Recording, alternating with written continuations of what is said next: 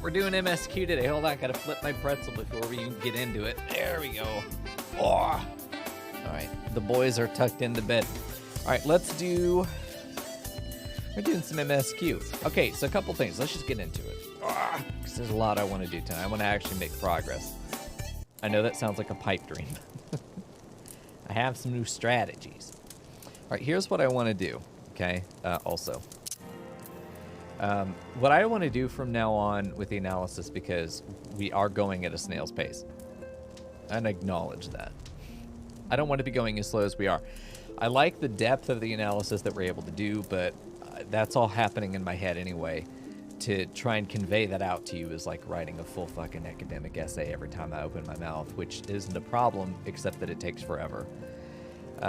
So what I'm going to probably start doing tonight is I'm going to try out a new approach. What this new approach is I'm just going to make some footnotes and annotations as I go through, and that's it. Like, I'll point out, that's good foiling. You know, these two brothers are foiling well against or chiffon, and that's all I'm going to say. That's it. And if chat wants more information, if you guys want to dig more into something, you'll let me know. Now, obviously, there are going to be some things that I'm like, well, now, we got to really look at this. We got to do like an in-depth analysis of what just happened. Moments that deserve a reaction, moments that are important to the plot. So that's what we're going to do tonight. We're going to see how that flows, because it's going to allow me maybe to better filter what really does need a 30-minute conversation and what can just be a footnote and then fucking move on. Snick. Fucking feel. I was looking at that and I was like, first inside, outside, last, and I was like, are we supposed to talk about the inner workings of something and then look at the surface level? Is that what he was talking about? First inside analysis and outside analysis last? And I was like, wait a minute, that sounds like a math term. But then I was like, oh, yeah, foil, got it. And I didn't even notice that the O and the I were fucking flipped. Leave it to Fern to be the keeper of the brain cell in the room, especially when it comes to math. All right, friends. I can also tell you right now, I'm fairly fatigued still. I get a decent night's sleep, but still fucking tired. So I can guarantee 2 hours. After that, it's probably you're on your own. All right. Fern, I have a very expensive piece of paper. I know, this whole stream is me trying to justify the fact that I became an English major, even though I didn't want to. God, how fucked is that? Whenever I tell people that, and it's like their first time hearing it, they're like, wait, what? Yeah. I went to college to be an illustrator and a character artist and freelance artist. And then I ended up an English teacher somehow, against my will. How's that happen? Anyway. All right, so here we are. We're back in Futhom Manor, and we have a dude to talk to. So we just kind of completed, just real quick, I do want to go over this because I think plot structure's, hello? Plot structure's really important. What the fuck happened here? Okay, you can't see the nightmare on my screen right now, but I can. Ooh, oh no. Okay, this is horrible. Oh, I see why. What a travesty. All right, you stop this. Stop doing what you're doing right now. All right, there we go. If I try and circle the word for Tom, oh, it's accurate. Nice. It's never been accurate before, because we can do like little wings on the back of Bun Boy here for Halloween. He's a vampire, right? Okay, it's not perfectly accurate. It's pretty close. John Matt, that's right. How great. IU. It's so good. All right. So we're looking at the plot. You know, usually your plot diagram is drawn like this, right? We move forward through the exposition, and then we go to the rising action after we hit the conflict, right? The problem is that the exposition isn't a line. I mean, it is, but it's like light. It is both. It's both a ray and a particle, because the exposition has almost this kind of circle that it needs to have, and it's not even really a circle. We have like this, and then we push out in a certain direction because we're like, over here is House for Tom politics, and even really then we can say this is it. We could do Ishgard politics. Internal, we say IP is internal politics, external politics. We then have this region 1 that we need to look at, region 2. We also have this group of characters. We also have this group of characters over here. So we have these like pods of characters that have to be introduced. These are things that have to be established. So we spend a little bit of time looking at the internal politics of House Fortan. That's how this started. So like a little circle goes out like this a little bit, right? So now we've got a good amount. And even then, over time, this is going to go out and be like this. We've learned more about the internal politics, right? So then we also at some point are like, well, this region 1, we're going to introduce this other character. So we're going to get some information over here. And there's this other character. But it's also going to, using that character, it's going to give us more information about region 1. So you start to kind of build this massive Venn diagram.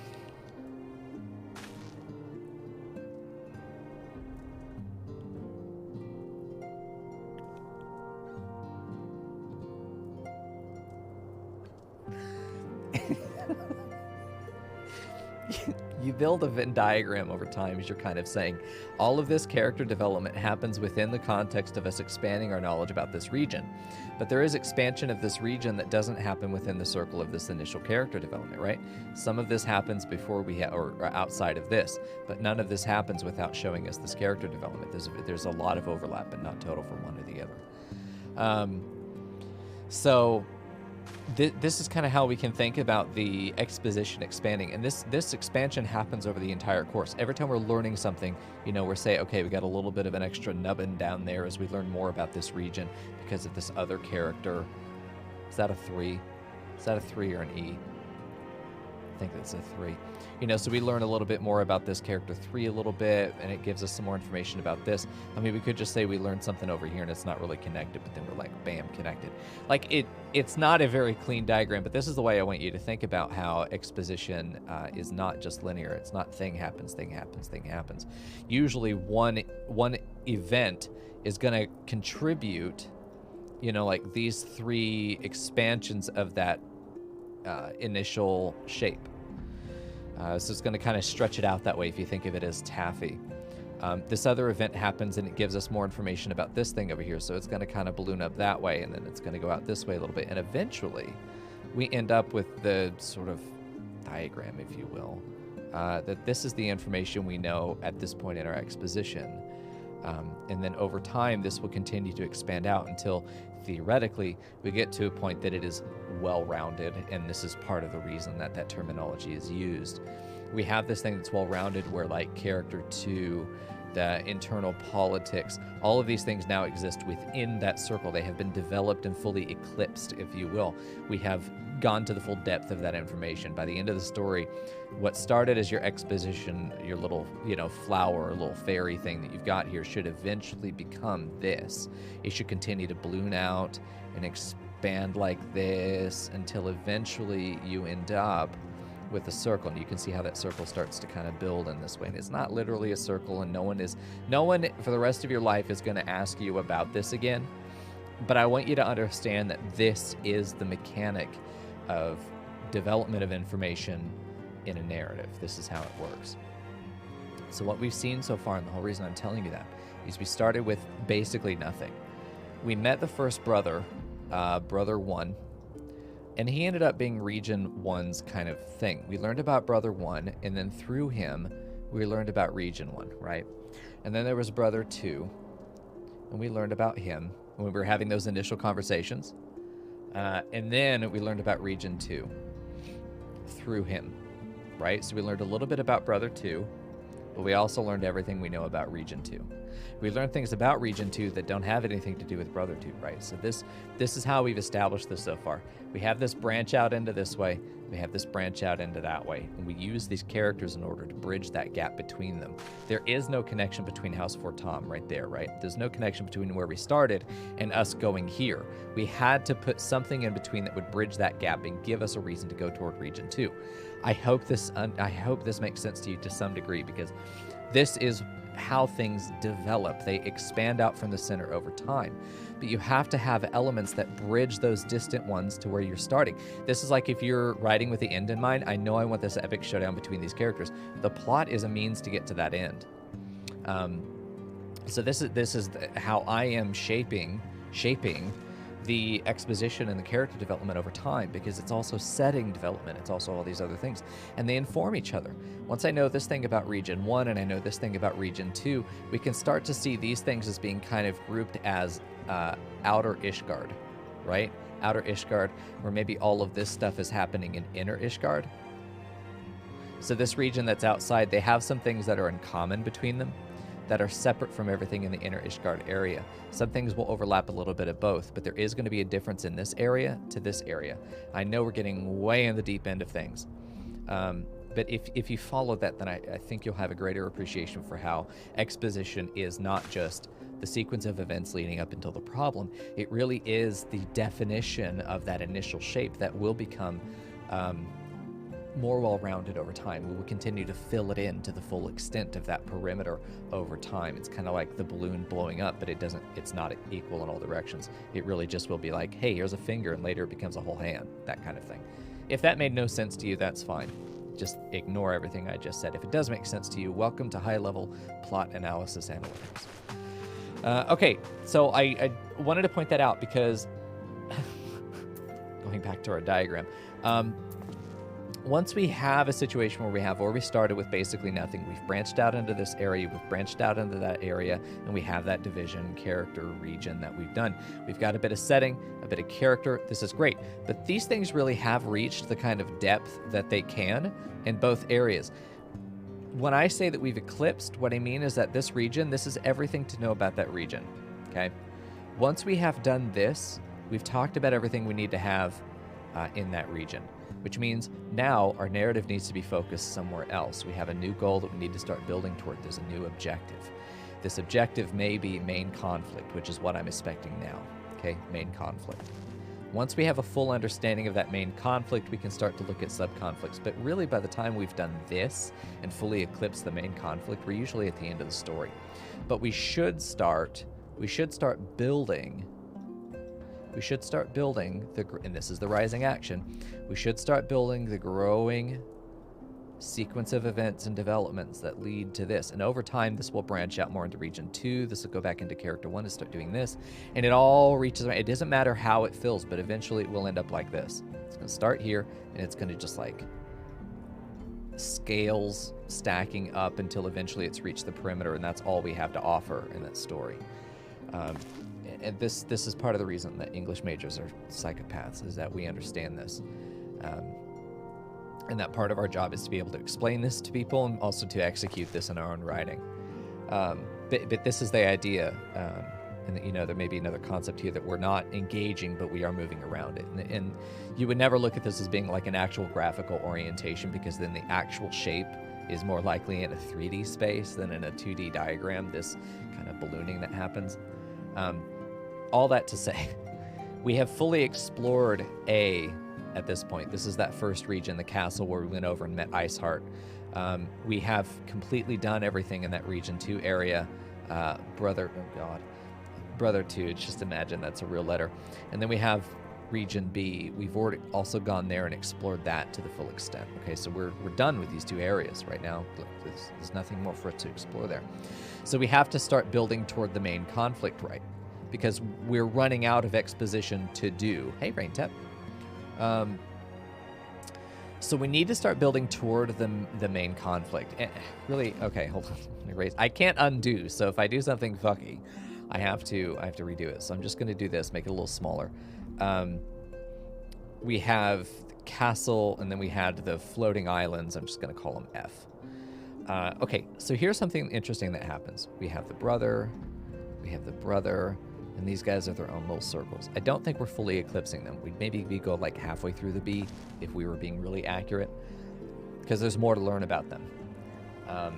But what we actually happened over here at the castle, if we have like main conflict, and then we have like climax and, you know, resolution maybe, What we saw at the castle areas, we learned a little bit about what's going on at the castle, but we also engaged what we think is our main conflict. And this is ultimately what I was going to arrive at. We have finally made contact. We have a path. We have a path, and this is what you need to think about. It doesn't have to be direct. We have a path from what we know to what we now understand about the main conflict. This main conflict will become more complicated over time, and we're not fully eclipsed it yet, but we have engaged it. Over time, we're now going to start building up over here, and I imagine part of these are going to start making connections this way, so that we're going from the second region, and we're really advancing the plot now toward this climax that happens, and then the resolution will be found in the end. But we're likely going to end up coming into this other area. Maybe there's another area over here that happens where the climax is. You know, there's another area over here where the resolution happens. We end up doing this. It's a fucking mess.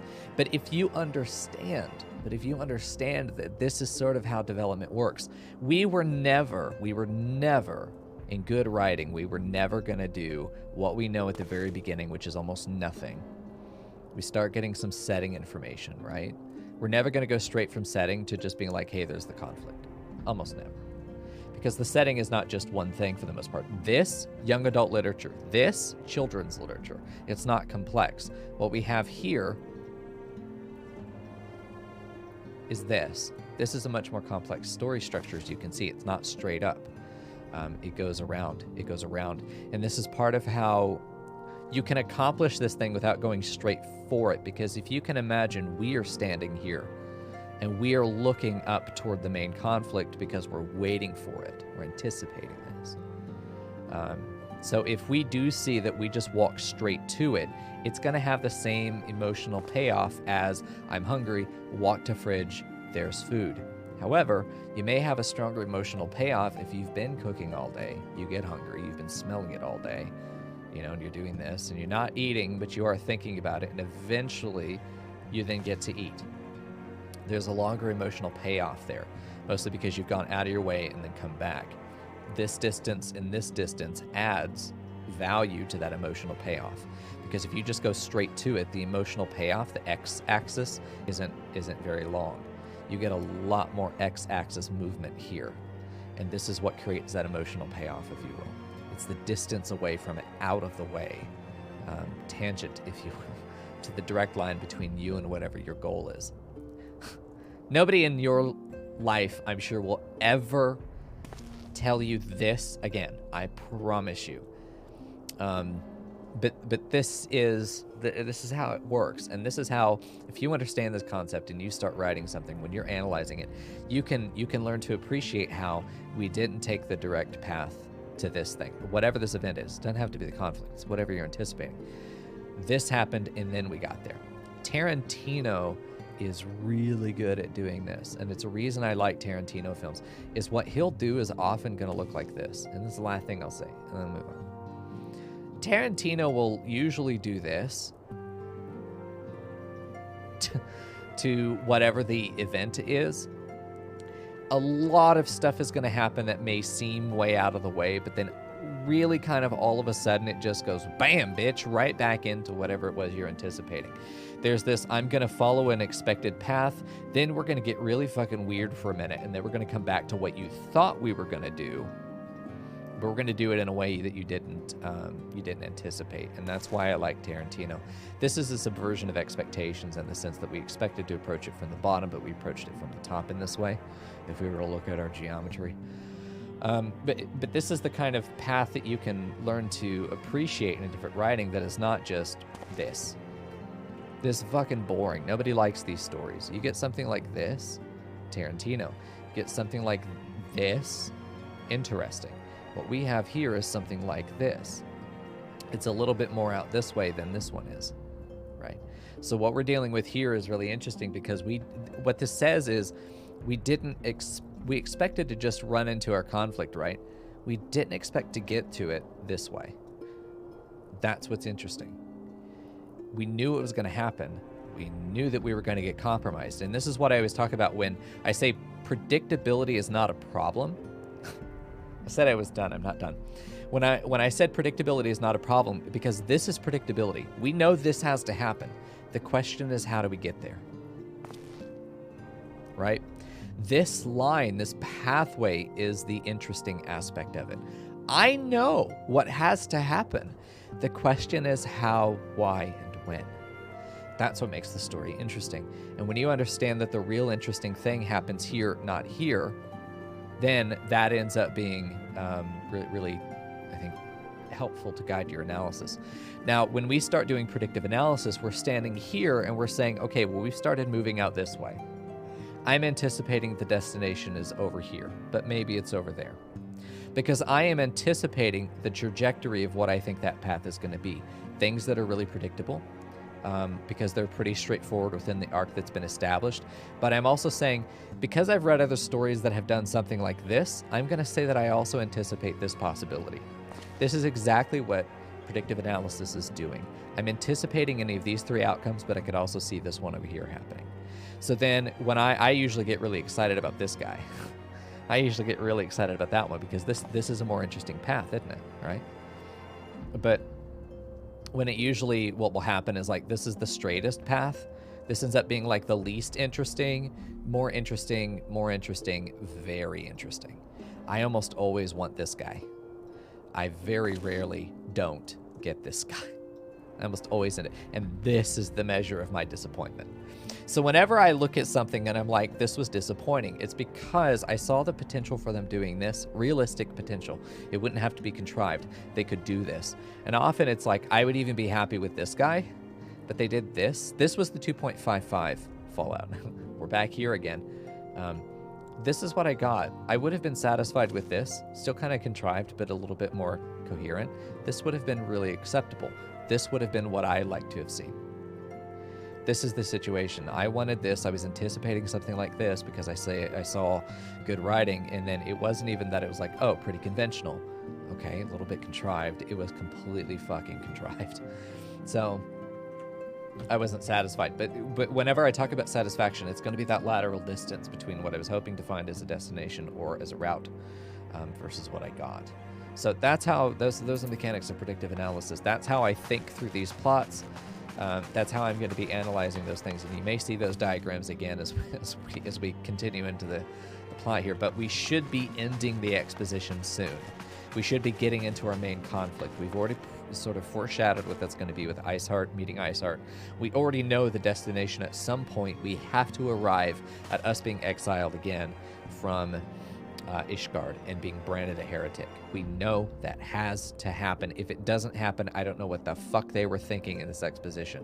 And it's not because they're bad writing and that I can predict it. It's that it's good writing and that they have set my expectations. Good writing sets your expectations. It should be predictable to some extent. You should have an idea where we're going. You should be able to project out from this point kind of what might happen. They have made very strong indications and laid some foundational work that is going to be very difficult to walk away from. We will have to become a heretic exiled from Ishgard, potentially even a hostile entity. Those who are allied with us will also, to some degree, have their reputation tarnished or their position in Ishgard tarnished. They may also end up being as severely punished as we are for inevitably what's going to happen and what I believe has already happened. I think the thing that we're going to get blamed for has already happened. Our encounter with Iceheart, the fact that we have Midgard-Solmer on our shoulder, the fact that we did not kill Iceheart and actively let her go. Those are crimes against Ishgard from their perspective. We did the right thing, but Ishgard will not see it that same way, right? So we're going to end up in a conflict. Conflict isn't necessarily that somebody is wrong. It is just two opposing forces. I want this, you want this, there's a conflict. I want burritos, you want hamburgers. That's a conflict. Nobody's wrong, but we have to figure out how to solve that problem. We need to really pull away from this idea that there are heroes and villains. The best writing comes down to complications. It's not about good or bad. Typically, those are what we see. There is a person who is doing something very bad, and we are in the position to stop them. Or there's something good that we want to do, and these are people putting themselves in a position to prevent us from doing that. The hamburger burrito would be great. That is probably the exact compromise that would be made. That the climax would be the two of them sitting there going, well, I guess we just won't eat. And then one of them goes, but what if? Hamburger burrito. Now, I'm not putting mayonnaise in my burrito, But I'd try. Fuck, I'm gonna try that. See what happens. You never know. What if I discover something great?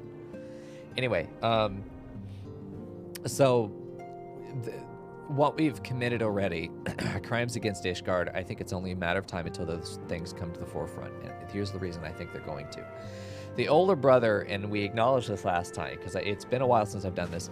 For those of you on YouTube, I took a week vacation, so it's been a minute since I've looked at this, so I really do want to kind of review for myself. So we're going to spend some time doing this, sorry. But the older brother made some indications that he was really wary of us. He has a natural inclination and tendency to see us as bad. We have proven him wrong. I think he said those words just about. We have proven him wrong and shown ourselves to be honest and good and with Ishgard. However, the moment that anything comes in and throws doubt onto us, I think he's going to start putting things together, and he's going to be really elastic in the way that he's going to spring back to his initial perception if we give him any excuse to. It's not that he wants to, it's that he is going to go back to his initial idea. People tend to do that. Whatever our initial gut feeling and impression is something that we're going to always have a bias towards. And will always sort of be there. It can become very faint to the point of being unnoticeable, but it will always be there. Invisible, but present. So we should see his character as somebody who has been sort of convinced to leave their point of comfort in their relationship to us, but that we know that he is likely going to be one of the driving forces of our exile, because he is one of the few people that was there with us. He's going to maybe notice some discrepancies. What he did see may become part of a testimony that works against us, that may run counter to our own testimony, because we are now liar. We are a liar. We are being deceptive. The protagonist being deceptive is not very common. Usually everyone is lying to the protagonist. It's not the other way around. The protagonist having a massive deception to every other character in the setting is, I won't say unique, but it's nor is it unorthodox, but it's not what we would expect conventionally. It's unconventional. But that doesn't make it bad. That makes it interesting in a lot of cases, especially if they do it well. But as I've said before, every time you ever see a secret in literature, that secret will get revealed. Secrets are never kept. The end. Done. Secrets are never kept. They're always revealed. So all of our deception will eventually come into the light. Which is why I know eventually we have to get branded a heretic, because these secret clandestine meetings will not be clandestine for long. Even if they're not fully known, they will eventually get revealed as having some existence, and any doubt at all casts a shadow that people who don't like you will jump into as quickly as they can. The very concept that you're not virtuous means that you are deeply sinful, because we can't verify that you're not. And that works a lot in politics too, if you've seen that, how that plays out. It's, you know, I can point at the fact that this person is not 100% in favor of this, so they must be 0% in favor of it in reality, right? There's this massive opposite extremism that happens for people who have an agenda. As with anything in real-world politics, we should see those same mechanics reflected in the politics of this fictional narrative, because art imitates life, right? So it should feel familiar to us. So we know all those things are going to happen. How we're going to get there is the question.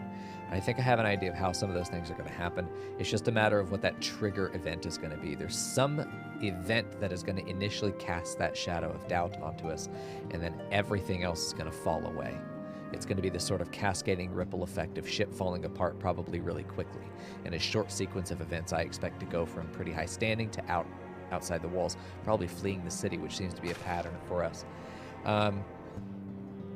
Whether it would be that violent, I don't know. Maybe we'll flee, and then we, you know, in our absence, it looks like an admission of guilt. You know, there are a lot of ways in which this can happen, but we know the final destination of that arc, and we're going to get there eventually somehow. But I do see these characters that are, again, they're all going to end up picking a side. Because this is a story about extremism, there is no middle ground left. There's no middle ground. To be in the middle ground is to be seen as the enemy of whatever extremist group is next to you. And if you're in the middle of two extremist groups, you're seen as enemies by both. Fucking terrifying, right? So you end up in the crossfire of these two extremist groups, seen as neither ally nor you're not ally, but you're also not neutral, right? Get off the fence, yeah. But even those who are genuinely not involved are going to be forced to pick a side, and everyone's going to have, when it comes down to it, you cannot break in the fence. You're going to be on one side or the other. It is a pure,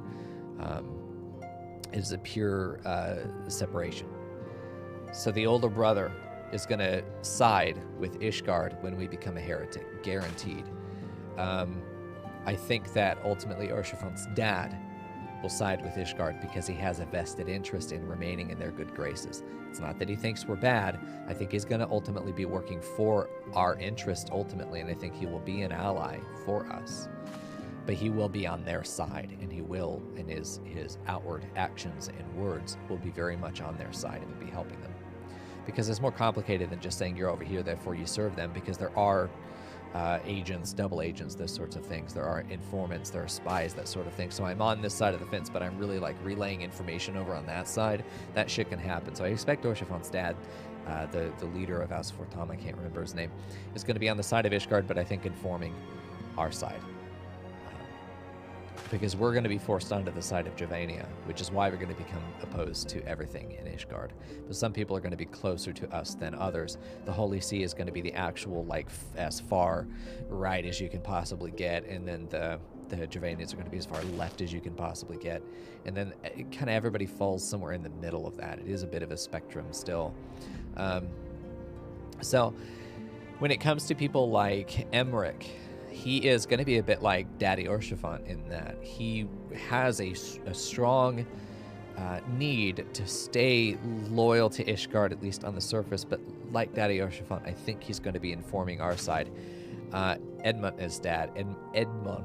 I don't know how to pronounce that in French. Okay. So they have this sort of dual allegiance, and one of them is stronger than the other, but they still will serve both. Most characters who are complex in complex scenarios will end up doing that to some degree. Think about two of your really good friends fighting each other.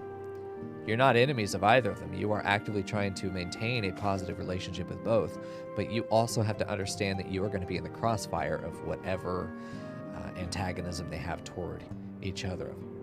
So what I'm going to see with a lot of these characters, and I'm trying to anticipate in advance who's going to break left, who's going to break right, who is going to maintain their relationship with me, who's going to break that relationship with me, and here's the difference.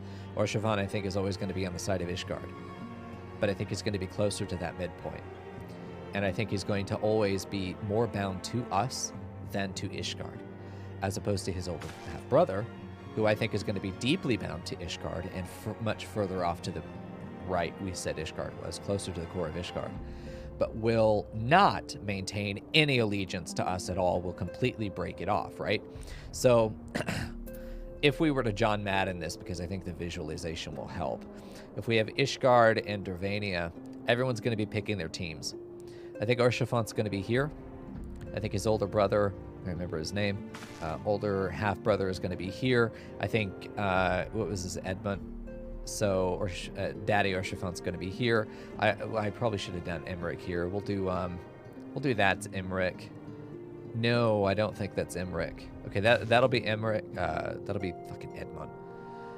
And then we'll have Emmerich over here.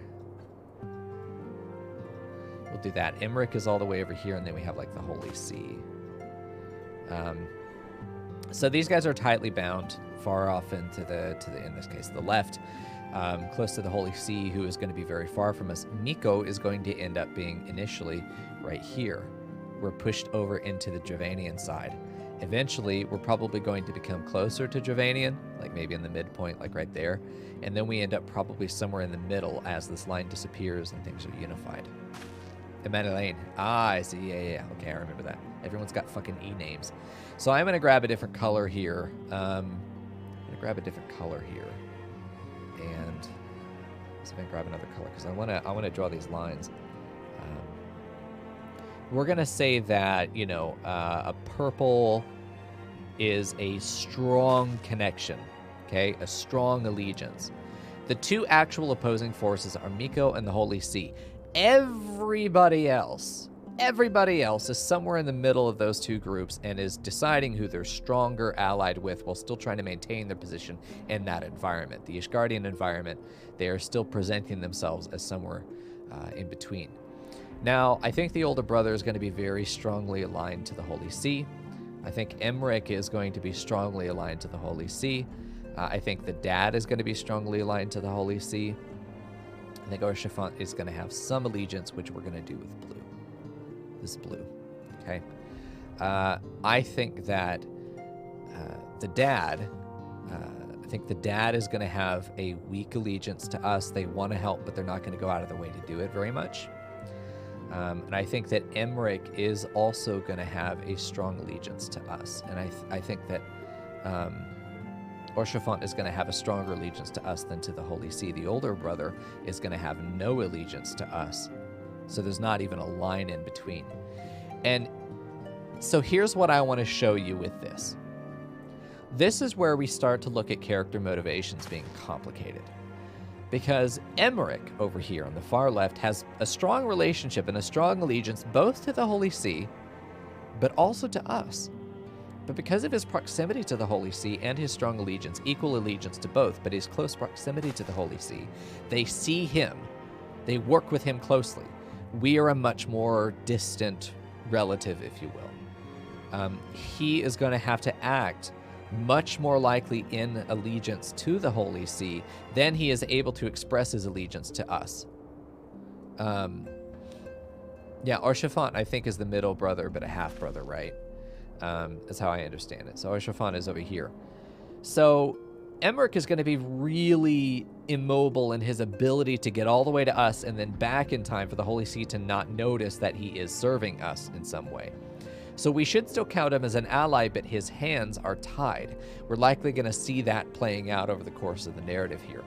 Orshifant is likely to be very closely related to us, not deeply involved in Ishgardian society, even though he is, but he's kind of on the outskirts, isn't he?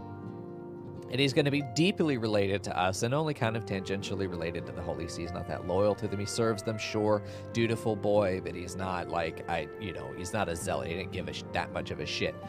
Compared to, if it ultimately came down to it, Orshifant would join us on the Dravanian side if it came down to rubber meets the road. I'm pretty sure he would. Daddy Orshifant would not do it.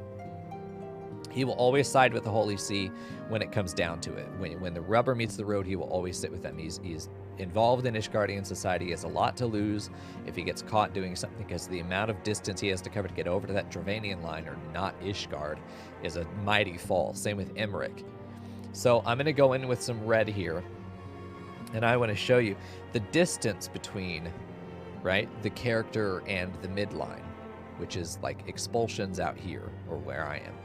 But the distance to the midline is sort of the tragic potential, something we call the tragic potential. A character who is very good becoming very bad is very tragic, right? A character who's kind of an asshole and then becomes very bad, kind of saw it coming, not as tragic, right? So we want to pay attention to that tragic distance. When we have a character we like who has a lot of tragic distance, I want you to look at that as a powder keg.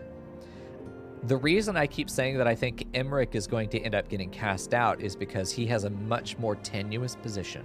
There's a lot more tension because of his close proximity and high allegiance value to the Holy See. He has a high allegiance value, but a much longer distance to us, which means he's in a much greater risk of being caught serving us, right? And when he does, the Holy See will reject his relationship and he will be sent slingshot over the midline, and will likely end up right where we are. But he has such a longer, he has such a greater potential for tragedy that we're going to see the greatest, like the writer's ability to evoke drama is going to be to is to pull this red line and squish it down, to pull Emmerich all the way to where we are, to cash in on that tragic potential. Emmerich could also fucking die. Going to the midline and becoming exiled are largely the same thing. In the case of Ishgard versus Dravania, the midpoint would also include death. But we can also see death as being this greater tragedy than just becoming evil, because there's still hope for redemption. When that hope is snuffed out, gone. and then we lose everything. But this tragic potential is something that we should be aware of in the back of our mind. I expect Emmerich to die or get exiled and have it fucking break him in some way. Or he becomes... I don't think he's going to become a zealot for the Javanians, but we should see this tragic potential as being very great for him and very low for Orshifan. As far as him leaving Ishgard, it's not going to be that tragic because he's already kind of near the middle anyway. As far as, like, living and dying, Emmerich is somebody... The whole thing looks very different if we were to do, like, the character's life versus death. And I know I keep saying this. Eventually, we're going to be done. And we don't even really have a line. We have alive, we have dead, and there is a line at death. We can get very close to death, and this is where a character has like a fake out death scare. And it's not even like life. It's dead, and sort of audience fondness. And we're going to deal with the same level of tragedy right here, right? However fond the audience is of that character is going to inform the tragic distance, the tragic potential. So we have like Tataru here. We have Orshifan. We have maybe Menphilia. And then we have Thencred. And then maybe over here is, Yustola. When you have...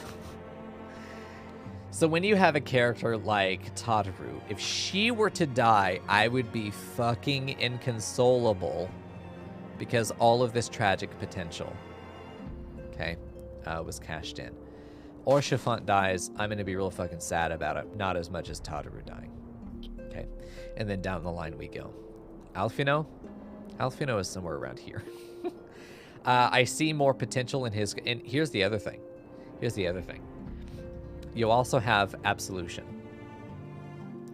And it really is that there's an amount of fondness. Our fondness isn't really even the factor. There is a tension between... Oh my God! I'm so sorry, y'all. This has gone like so ethereal. You have absolution and death. These are the two tensions. Your fondness is also a third aspect, but we're not going 3D right now. You have a character you can hate who reaches absolution, and then that's fucking rad.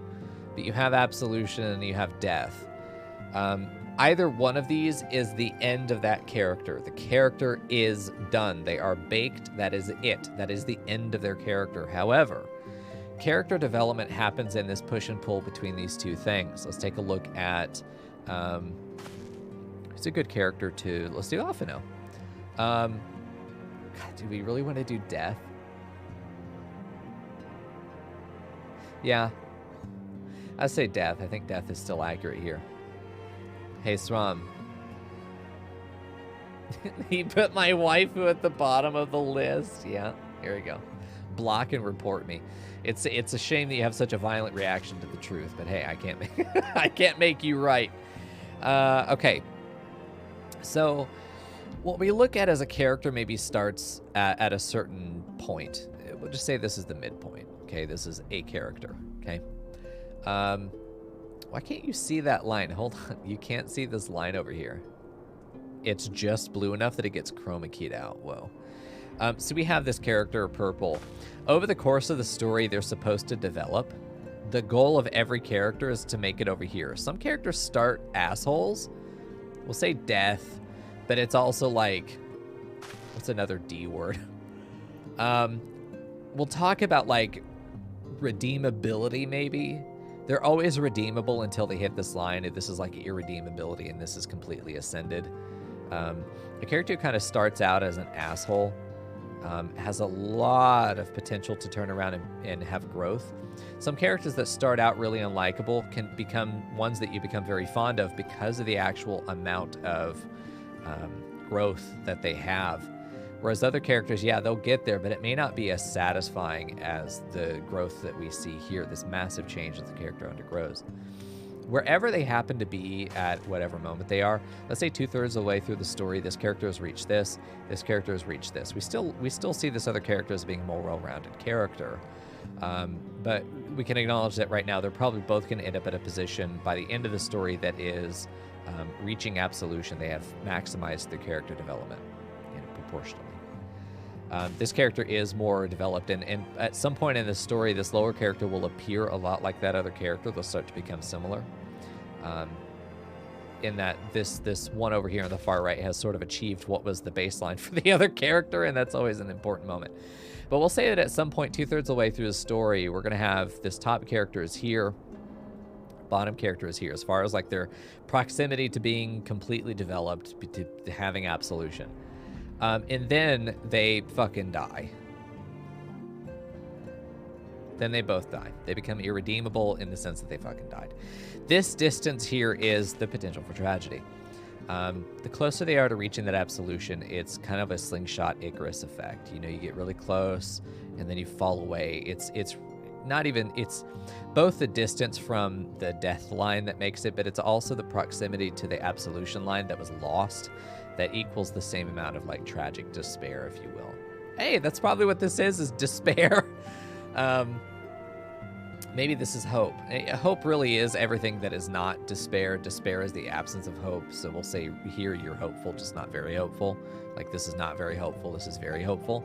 Something that's very hopeful and then falls to despair is going to be very tragic. And we're going to look at that and go, oh, what the fuck? Oh, no. A character that almost reaches their goal and then dies. Or something goes horribly wrong and we see that ripped away from their hands. Those are really tragic moments. Authors love long lines of tragedy. Authors love long lines of tragedy. This has to be developed, though. Now, we're usually going to have a sort of cutoff here at whatever the baseline was for the character. Because we're going to see them as having passed what they were as the baseline is still being tragic, but less so.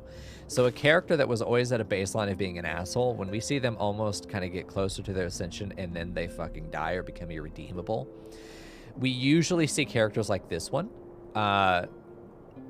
We see characters like this one in a couple ways. In some cases, it's the fact that we went past our baseline is what makes it more tragic because we've actually gone even further behind. If we return to our baseline, people will see it as just kind of a returning to the resting point, if you will. There's still tragedy here. I'm actually going to go back on what I was going to say because I looked at this a little bit more. There's more tragedy in losing things you already had than in returning to your baseline, right? Returning to your baseline is almost like the characters just become what they always were, as opposed to losing things that we thought we would always have. This is greater tragedy here. So this is like tragedy alpha, tragedy beta, if you will. God, this looks so fucking... Is someone coming into the stream right now has no fucking clue what's going on? Half of you who have been here probably have no fucking clue what's going on, but I promise it makes sense. When we look at these diagrams, this is the kind of motions and trajectories of character development. This is what paints your emotional response to the plot events. When these things happen, these shifts happen, the character develops in one way or another, in one direction or another. They rise, they fall. These things can be seen as numerical representations in different graphs, and the distance of that movement and the direction of that movement is what the author is after in how they impact the reader. So, all that said, it's time for us to get towards our main conflict now. We're starting to see our approach to the main conflict. This is where things are going to start to get spicy because we have the conflict in hand. It just hasn't been revealed to everyone else yet. And it hasn't been revealed to us yet because unless we're really paying attention, we haven't seen anything that's happened as being a big problem. Yeah. So anyway, here we go. Divine Intervention. This is a scary title to me for a couple reasons, but we're not gonna worry about that. If you want me to talk more about the title, remember, tonight's analysis is going to be more on footnotes and annotations. I'm not going to go into full depth on everything. So I am just going to kind of mention things I think are interesting, and then if you want to know more about it, ask me about it. This title is interesting to me for a couple reasons. Okay, let's go in and see what he has to say. Ah, Master Bjeren-Setlas, my lord the Count much desires to speak with you regarding your time with Lord Artoriel and Lord Madeleine. If you would remain here for a moment. Yeah, this is where we're now coming back to the center, the sort of central progression. Good. We're recentering the plot in order to move forward.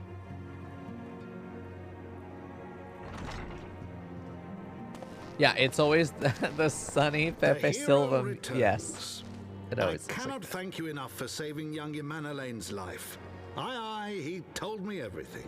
Camera tilt should make us feel uneasy. We should feel that something is wrong here. So that camera tilt is very important. He's very much praising us. We should see the contrast of that as an option for the future. We should always see what happens now and what happens later as being directly contrasted, opposite equals of each other. So as much praise as I'm receiving right now, it will be the opposite I receive later. He told me everything we should know. No, I don't think he did, because he couldn't. He didn't know everything. What we know, our secret. I've also received letters from both House Samael and Durandare praising your conduct, and that of House Forton. You've won us much honor, my friend. Which will be taken later away, and more. My lord. Okay, we need something to interject now so that we can move on to the next phase. This is now the injection of that new concept. What is it? Speak. So again, the camera tilt is very strong here, right? What I think sorry, I have to talk about it. The title Divine Intervention seems like the Holy See is now going to step in. I think they don't like what they're seeing with me. I am too powerful too quickly. I'm challenging their authority. I have the ability to influence people in a way that could destabilize their power. This is what the Divine Intervention is likely going to be. The Holy See is now noticing us. If you ever get noticed by somebody in power, change your name, run for the hills, get out of there. There, in real life and in all narratives, it is never a good thing to be noticed by people with power. Be invisible, be happy. Pray forgive the intrusion, my lord, but I bring grave tidings. Okay, so it's actually a known bad thing. It's not something that will become bad. Master Alphino and Mistress Tataru have been detained on suspicion of fomenting heresy. Never mind, it's exactly what we thought. This is the inciting incident that's going to lead to our downfall. There is some probably completely... we're going to have to see who's making the accusation. It's very likely House Samael, to some extent. Obviously, we know Alphino and Tataru have done nothing wrong. Tataru is pure. She's done nothing wrong in her entire life. We know this, and we love her. But they're making bogus charges in order to throw smoke, cast doubt. It does not have to be legitimate. We merely have to pose the question, but what if? This is what actually Tucker Carlson does. He doesn't have any substantial evidence or even reasoning to say 90% of what he says. He's just posing questions in order to ignite your sort of hypersensitivity to conspiracy theories, if you watch him, in order to cast doubt on something that really probably shouldn't be doubted, and certainly not to that extent. Looked at, sure. Criticized and doubted, not yet. So you throw up smoke, you throw doubt into the air, and then you're just like, well, there might be something in there. There might be something in there. I'm just asking questions. You know, that sort of shit. I'm just asking questions. I'm not suggesting that this is here, but I am asking if it might be. And then people are going to innately start going, maybe it is. And I can't prove it's not. So now it becomes this thing we're focused on. It creates a body out of nothingness, and this body is something that can then be examined. It creates an entity. This entity is then something that we keep not being able to deny its existence, and therefore it exists. It's really fucking weird how that happens, but that's how it happens. Propagandists are really good at doing this, and it's not just Tucker Carlson, but he is a artist when it comes to propagandization of information. So what we're likely seeing here is something very similar to that playbook, is that we're seeing somebody with an agenda of pulling us away is going to cast doubt onto us and then poke at the boogeyman that they're suggesting could be there. Maybe I'm just asking questions. Because it makes them look like a really concerned individual who's seeing something and including you on the opportunity to kind of figure out what this thing that's clearly something is wrong here, but I don't know what it is. Maybe it's this, but I don't know. I'm just asking questions, but I think it's this. But don't quote me on that, right? They're not responsible, but they are going to hand responsibility to whatever you think. And it's the unspoken space in there that becomes the effectiveness of that propaganda. What we're seeing right now is the launching of a propaganda attack against us by the completely bogus charges being put up against Tataru and Alphino. They're just there to throw up smoke. What we're going to see after that is the real target is us. And our attempts to save them may cause us to reveal information that is then going to be used against us. That's what I'm expecting to happen, because unless Iceheart goes out and says something, Nobody will truly know unless we had a spy of some kind, which would be very cheap for them to do. You know, if there's someone secretly listening or secretly watching, and when we know there was nobody there but the two of us and Midgard Sommer, for someone else to suddenly have information they shouldn't have access to would be cheap.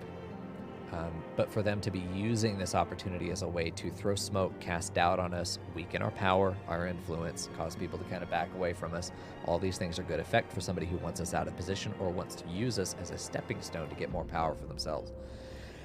There are a lot of angles this could go through. We don't know the opponent's motivations yet, but what we do see is that we have a propaganda attack coming in at us now through this bogus claim against these two. What? Explain. He should see this coming. They were observed entering a tavern in the lower levels on some half-dozen occasions. There, it is claimed, they made a number of inquiries. So what's interesting is that with good propaganda, there's a grain of truth.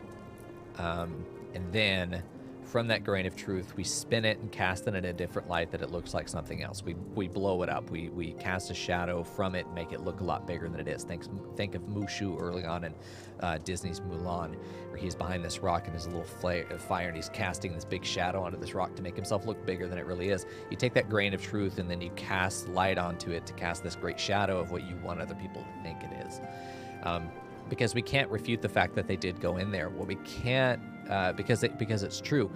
What we also can't refute is what they're suggesting happened in there, because it's all he said, she said. There can be proof that we did go in there. That's the grain of truth. But then there is the suggestion of what we did in there, that no matter what we say, somebody else can come in and make an equally valid argument that we did not do that. And because at that point, it literally comes down to people having to make a judgment call about who they believe more, which often comes down to whoever has more established power at that time ends up getting the majority of favor.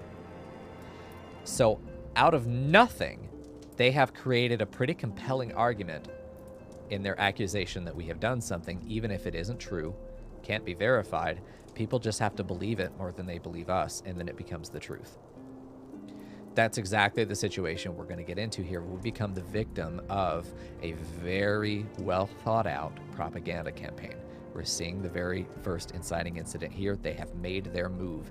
Now they just have to follow up on it. We have no way of getting out of this. The trap is sprung and we are deeply caught. We knew it had to happen. This is how it happens. Inquiries which brought them into contact with certain elements. We can't. This which prompted a knight of the Heavensward to demand that they be questioned.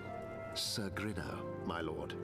The way he said that is very interesting. I'm sure that the voice actor, the voice director told him to say that name in that specific way. That intonation is interesting, that we should not like him or we know him to be a problem. He's saying this like it is its own implication that it's him and not somebody else. He name dropped him. But also with that tone, we know instantly Grinno is not our friend. He is a repeated problematic person as far as like what we're concerned, or he is known to be a zealot of some kind. For whatever reason, we can all recognize he is a problem. Okay. Certain elements, what we're talking about probably is heretic or criminal, probably just criminal right now. It's staying standard. We're not pushing necessarily deeply into the heretical as in like pro-Dravanian, like I'm not just atheist, I'm full-on fucking satanic devil worshipping. There's a distance between those things. It is bad enough being an atheist, but if you're only an atheist, we can still have dinner. But if you become a devil worshiper, you're out of my home. There's a distance there. You can be a criminal in Ishgard. It's not as bad as being a Dravanian heretic. There's a distance there.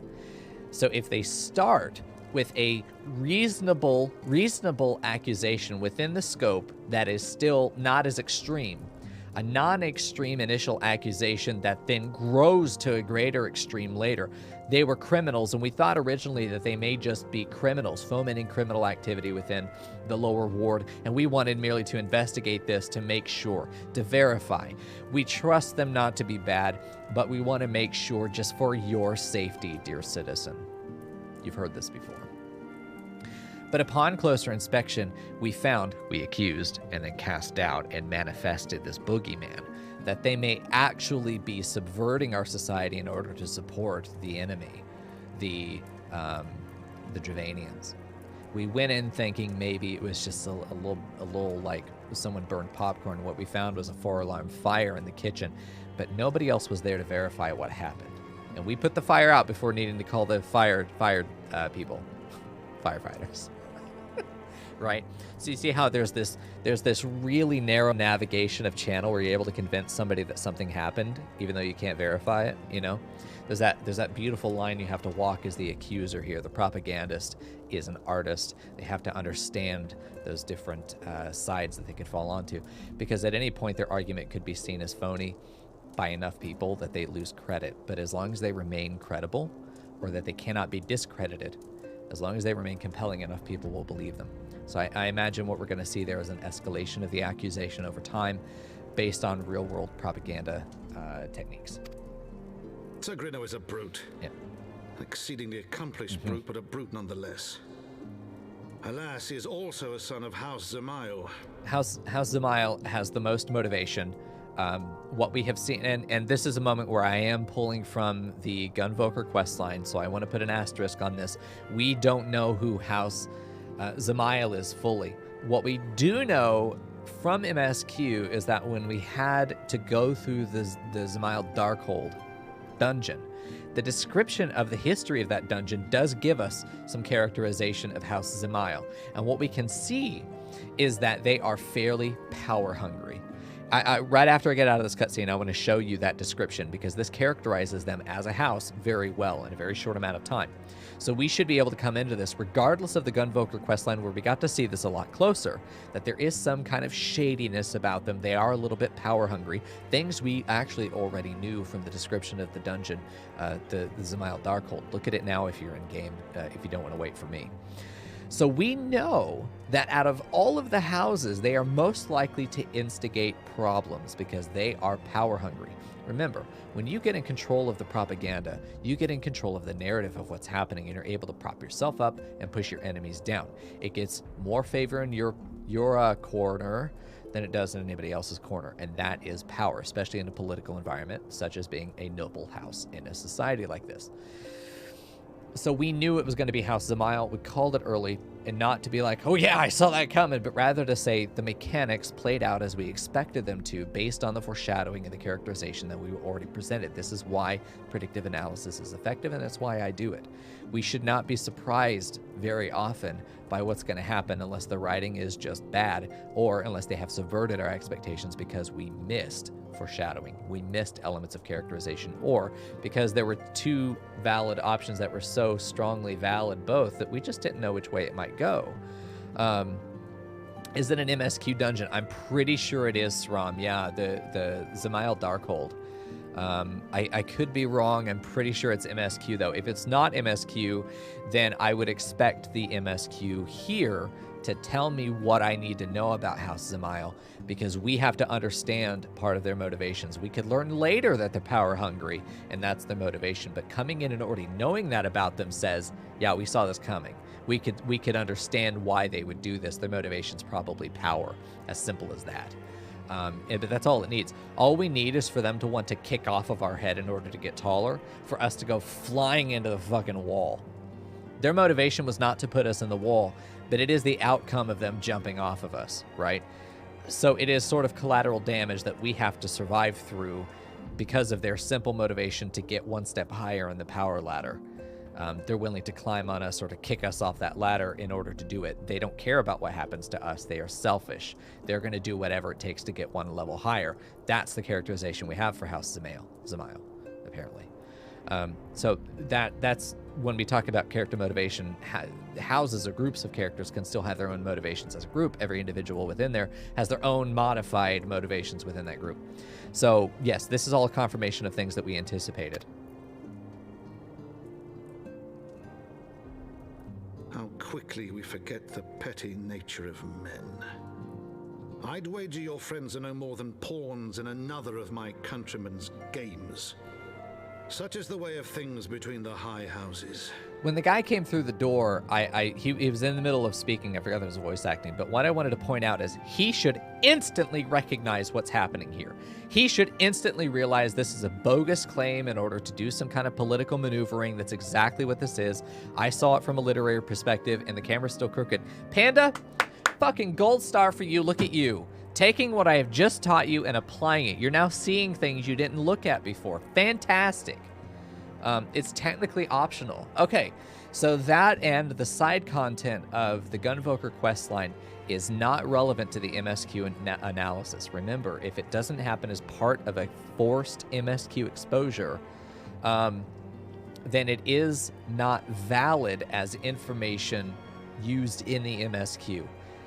If that doesn't make sense, ask me. I've talked about it several times in the past. If that doesn't make sense to you, let me rephrase it this way. We should only use information given through the story, the MSQ. The MSQ should only use information provided by the MSQ.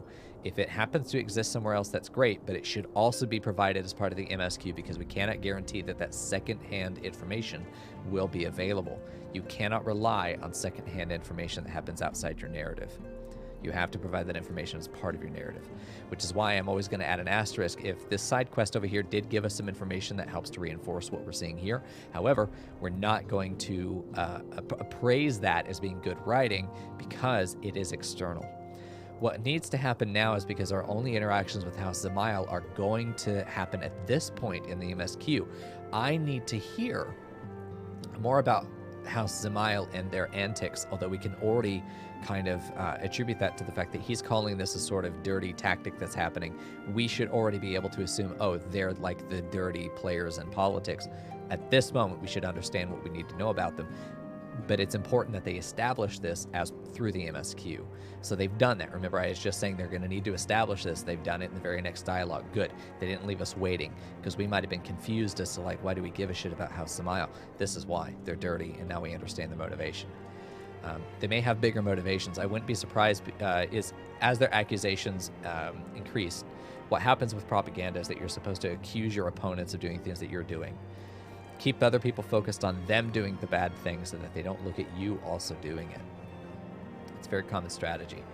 So what may be happening, in the same way that bullies who pick on gay kids often end up being the best dick suckers I've ever met, sometimes it happens that they're on, in reality, jokes aside, bullies are usually deeply insecure in that they're what's called their domination behavior, their dominance behavior, is actually an expression of their desire to have power, but not knowing how to get it in more healthy means.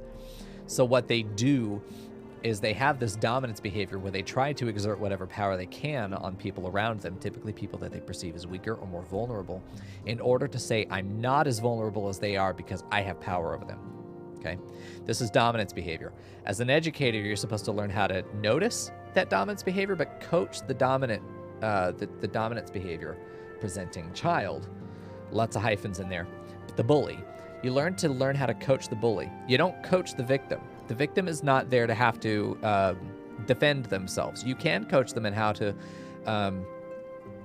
become less reliant on other people's approval because they are not doing anything wrong when they are victims of that dominance behavior. They are victims.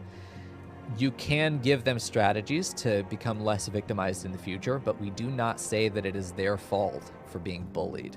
We do not look at them and say, you're being bullied because of this, stop doing this. Because if you go to a gay kid and say, stop being bullied for being gay, they can't change that. That's who they are.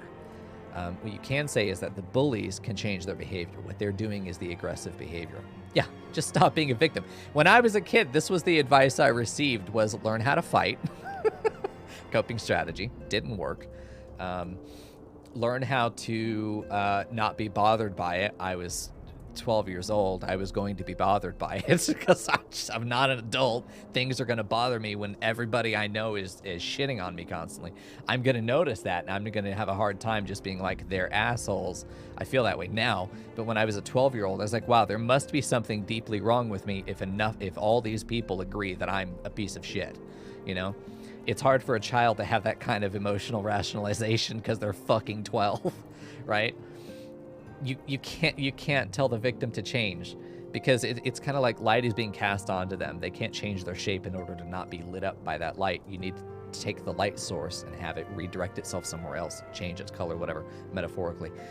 You have to address the bully, and you have to not tell them, stop doing this thing. You have to go the other way around. Why are they doing this thing, and how can we better support the bully so that they no longer feel the need to do that dominance behavior? It's therapeutic behavioral correction, and it's also it's cognitive behavior therapy is all about doing that. We harm ourselves with negative thinking, but why do we do that negative thinking? It's usually that we have something that we lack or something we're insecure with, and we have learned to deal with it by kind of attacking that thing, lashing out at it, as opposed to filling in whatever gap is there, or reinforcing whatever weakness we may have, or become comfortable with the discomfort that we have. Sometimes with our trauma is just sitting with it, becoming more comfortable with it over time. So we need to address what those insecurities are that cause them to lash out.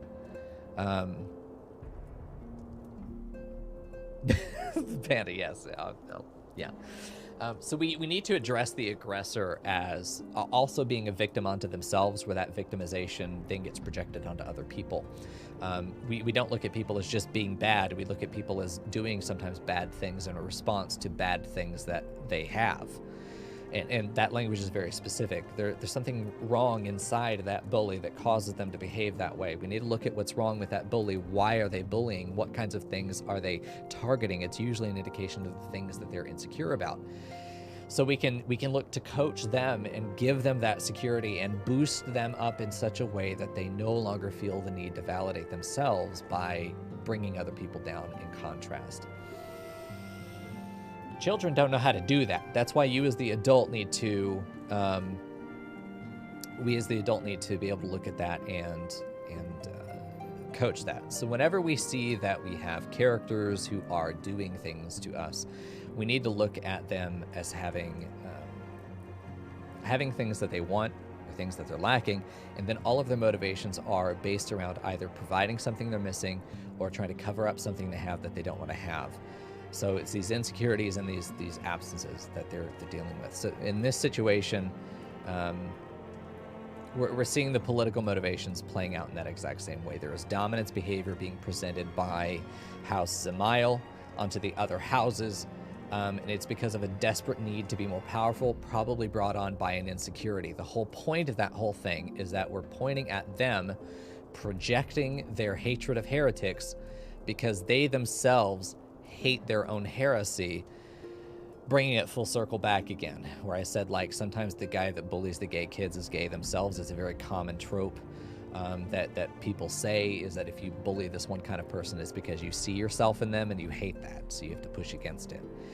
So that may be what House Zamael is doing. They are possibly deeply involved in Dravanian heresy, and they're trying to cast that same heresy onto other people in order to keep the attention off of themselves. In order to appear more pure, you have to make other people look more sinful. So to bring it back full circle, that's sometimes why we see dominance behavior, is because of their own insecurity or their own problems that they are then attacking as they see it in other people, or manifesting it in other people in order to attack it. If I were to write this, it would make a lot of sense, but I'm drafting this shit as I'm talking, and I have ADHD, so it's really hard to know, like, when I've said enough and I need to move on. I apologize if it doesn't make sense to you. I am doing my best. My brain works a certain way. I'm brilliant, I promise. It's just hard to communicate the depth of that brilliance in a way that will make sense to people who don't inherently also understand the same things, potentially. So I hope that makes sense. All that to say that, plot-wise, I would not be surprised to find that someday we reveal House Zamael is actually deeply involved in their own forms of heresy, and all of this is a smokescreen to keep them out of the forefront.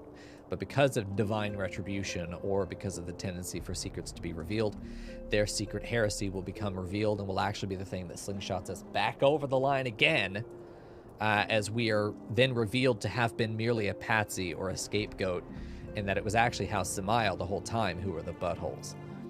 That's what I expect to happen, potentially. Will that happen? I don't know. But maybe. All right, anyway. Sorry. I mean to be going faster than this, but there's so much to talk about. Once we have this conversation once, we can just refer to it again later.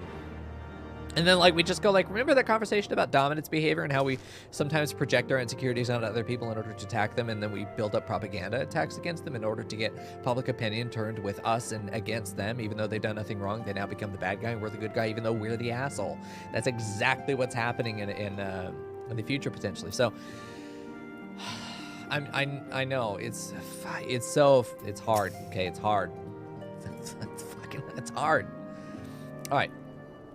Though you have won the hearts and minds of many of my countrymen, many, but not enough, there are those who will never be swayed. Yes, those who are deeply involved in the Holy See, and like the older half-brother, who will never be satisfied, truly. Men who will dismiss your efforts and resent your successes even as we celebrate them, yes. Because us gaining, they're going to see it as them losing. Resource guarding is a big element when we look at politics. There is a limited amount of funding that the Holy See will give you. There is a limited amount of influence that everyone can have, because you cannot have everyone equal in their mind. A true utopia would be that nobody has influence over another necessarily. Everybody has influences to each other, and then everybody makes an internal decision to agree or disagree, and then they move on in their directions. In a political scenario, there is a hierarchy when no two people can be on the same level, meaning that if I gain power, somebody else had to have lost something. It's a leaderboard of rankings, rather than merely being different colors equally vibrant in the same room. Where everyone can be strong, everyone can be powerful and influential all at the same time, and cooperate with each other. This is a more competitive environment, and in that competitive environment, it's a zero-sum game. So if you're successful, this happens a lot in streaming, actually. It's a big fucking thing in streaming. Holy shit. That if somebody else is gaining viewers, there's the feeling, and I have felt this in the past, and it's very toxic, and it's a bad mindset to have in anything, but especially something that is as hard as not having a corporate ladder, not having a clear ranking system to navigate around when it's so nebulous as streaming. What can happen is if you see another channel growing and you're not, you're like, those are my viewers. They got my viewers. There's that feeling, and I felt that in the past, and it's been... It feels awful because it feels like lost potential, where in reality, and this is something in one of my earlier stated streams I talked about, we looked at a visualization of the traffic that at the time, this was several years ago, I think there was something like 12 million people watch Twitch every day. And then I was like, for me to get partnered, I need 150. And if you remember, it was a slide with a bunch of fucking dots. I was like, every dot represents 100 people, and I colored in one dot. For me to get partnered and be successful and have a career in teaching, career in streaming, I need to get to one dot. From there, it'll be easier to get other dots. And it's not somebody losing viewers necessarily as I gain more, because a lot of those viewers that check in on Twitch don't have channels that they like are bound to, where if they were to watch me, they would then not be watching them. They're going to be floating around, and so it's all those kind of free floating viewers that we're trying to get to come to us, more like hungry hippos, which is a zero-sum game. At the end of the day, there are limited viewers, but it doesn't mean that you've lost one in order for me to gain one. If all these viewers and all these resources are in the middle, and we're each trying to get as much as we can, right? But once I've got one, I don't have to lose one for you to get this other one that's in the middle of the field. It applies to politics in that way, because we can all be well-fed. It doesn't mean that you're starving just because I had a buffet. But if you see the world as a zero-sum game, you're going to be the kind of person that says, well, if we let the refugees into our country, that means that there are going to be fewer opportunities for me. Well, no, it's not like you're going to go to the store and you're going to suddenly not have any milk to buy. You're going to have everything you need. They're just also going to have some stuff that they need. You're not losing anything for them to gain, because you're not the one giving it to them. There is a central pool of resources from which they are now going to be drawing in the same way that you are drawing from it. It does not mean that there are 10 in that central pool and you take 8 and your neighbor takes 2, and then these refugees come in and now they're going to be taking 6 and you're only going to get 2 and your neighbor's only going to get 1. That's not how that goes. There are like 100 in the middle. You take 10, your neighbor takes 10. The refugees come in and now take 30 as a group. You're still getting 10.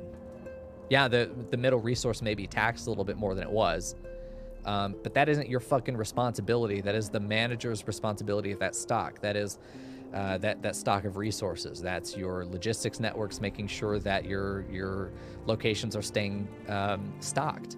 That's their job. They're going to naturally react to an influx of populations. People move in and out of towns all the time. There are natural fluctuations.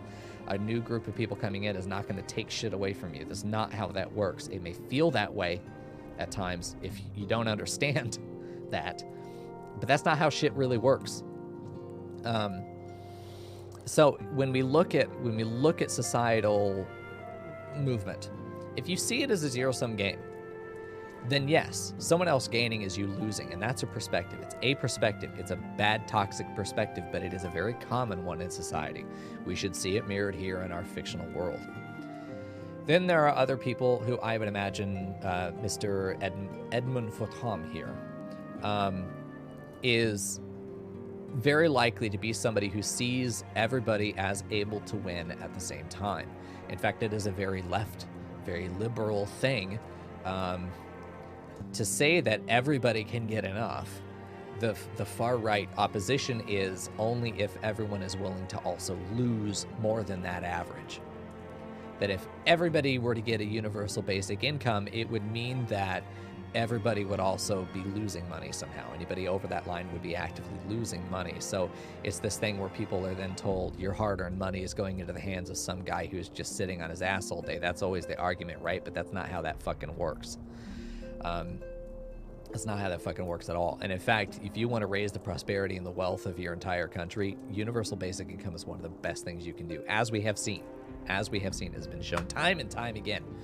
So resource guarding is something that we're going to see in this environment, is something that we see very commonly in the real world. These are real world events, factors, and concepts and thought patterns that should be reflected in the world. So if you're that person that's like, oh fuck, he's talking about politics again, we cannot avoid it. You cannot avoid it. To have informed analysis of literature comes from the reflection of the world in which it was written. You have to be aware that this was a game made by Japanese people in the country of Japan that is informed by Japanese culture and Japanese writing conventions. You have to be aware of those things. But you also have to be aware of how all human nature, regardless of being Japanese or American or any of these other things, all cultures share some of the same thoughts and feelings and tensions, and we're going to see those presented in everything. And this is what makes it possible for a Japanese story to be translated into the language of English and then understood, recognized, and made impactful to people in America with a massively different culture that still have the same foundational tensions across both. Because if your story focuses on those foundational tensions that all humans experience in some way or another, you're going to have a story that is deeply relatable. I've been looking for that word for a while. It's a story that is deeply relatable to all people, and this is where mass appeal comes from, is the relatability of the piece. It can't be niche. It has to be something that's universal. So these universal tensions in society, this isn't unique to their kind of quasi-British, Tudor period kind of political vying of multiple houses that we're seeing here. It's very much drawing from that, what feels like very much a French houses, Tudor period political drama playing out here, written by a Japanese company, right? So we see these layers happening in here. We're still going to see conventions of Japanese writing, even though they're pulling from a French culture of a certain time period. All of these things are valid and necessary elements of your analysis. You have to consider them. You cannot extract any real meaning from this without the comparison to the real world experiences that we have. It's the only thing we have to inform what we're seeing here. It's like ambient light in a painting. You can't get rid of the fact that the sky will cast a hue of blue over everything under it. It's just going to happen. You just have to accept it. Anyway, so all those things to say, yes, we're going to see this. I'm not doing footnotes. I meant to do footnotes, but these are other foundational things that we have to talk about. We can refer to them later. I'm moving on.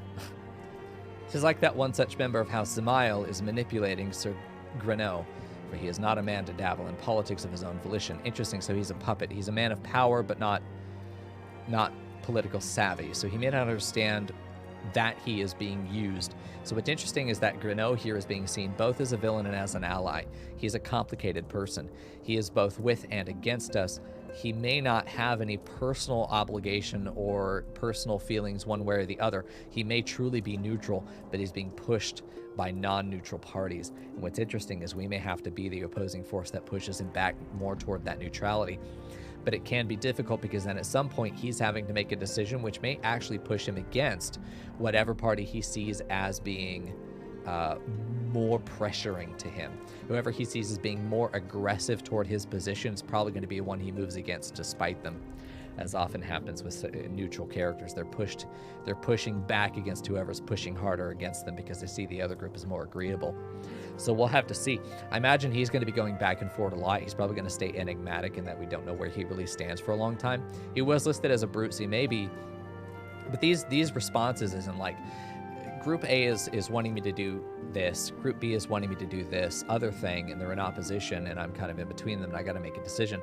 Group B is pushing real fucking hard, so I'm going to go over here and say, fuck you guys. That's an emotional response. MSQ, hey Silver, that's an emotional response. You don't have to be politically savvy. You don't even have to be aware that you're doing it. This is a natural base emotional response to these kinds of tensions. So him being a brute, I think, is even more likely to lend to that kind of reaction when these tensions start to pull him in multiple directions. He's going to spite whichever group seems to be more aggressive about it. So I think he will ultimately go with us because we are almost always going to be a more gentle party. We're never going to compel him to do anything. House Zemail seems to be in a position to want to be in control, and I think that Greneau is ultimately going to resent being used because nobody likes to be used. You don't have to be a politician to feel shitty about that.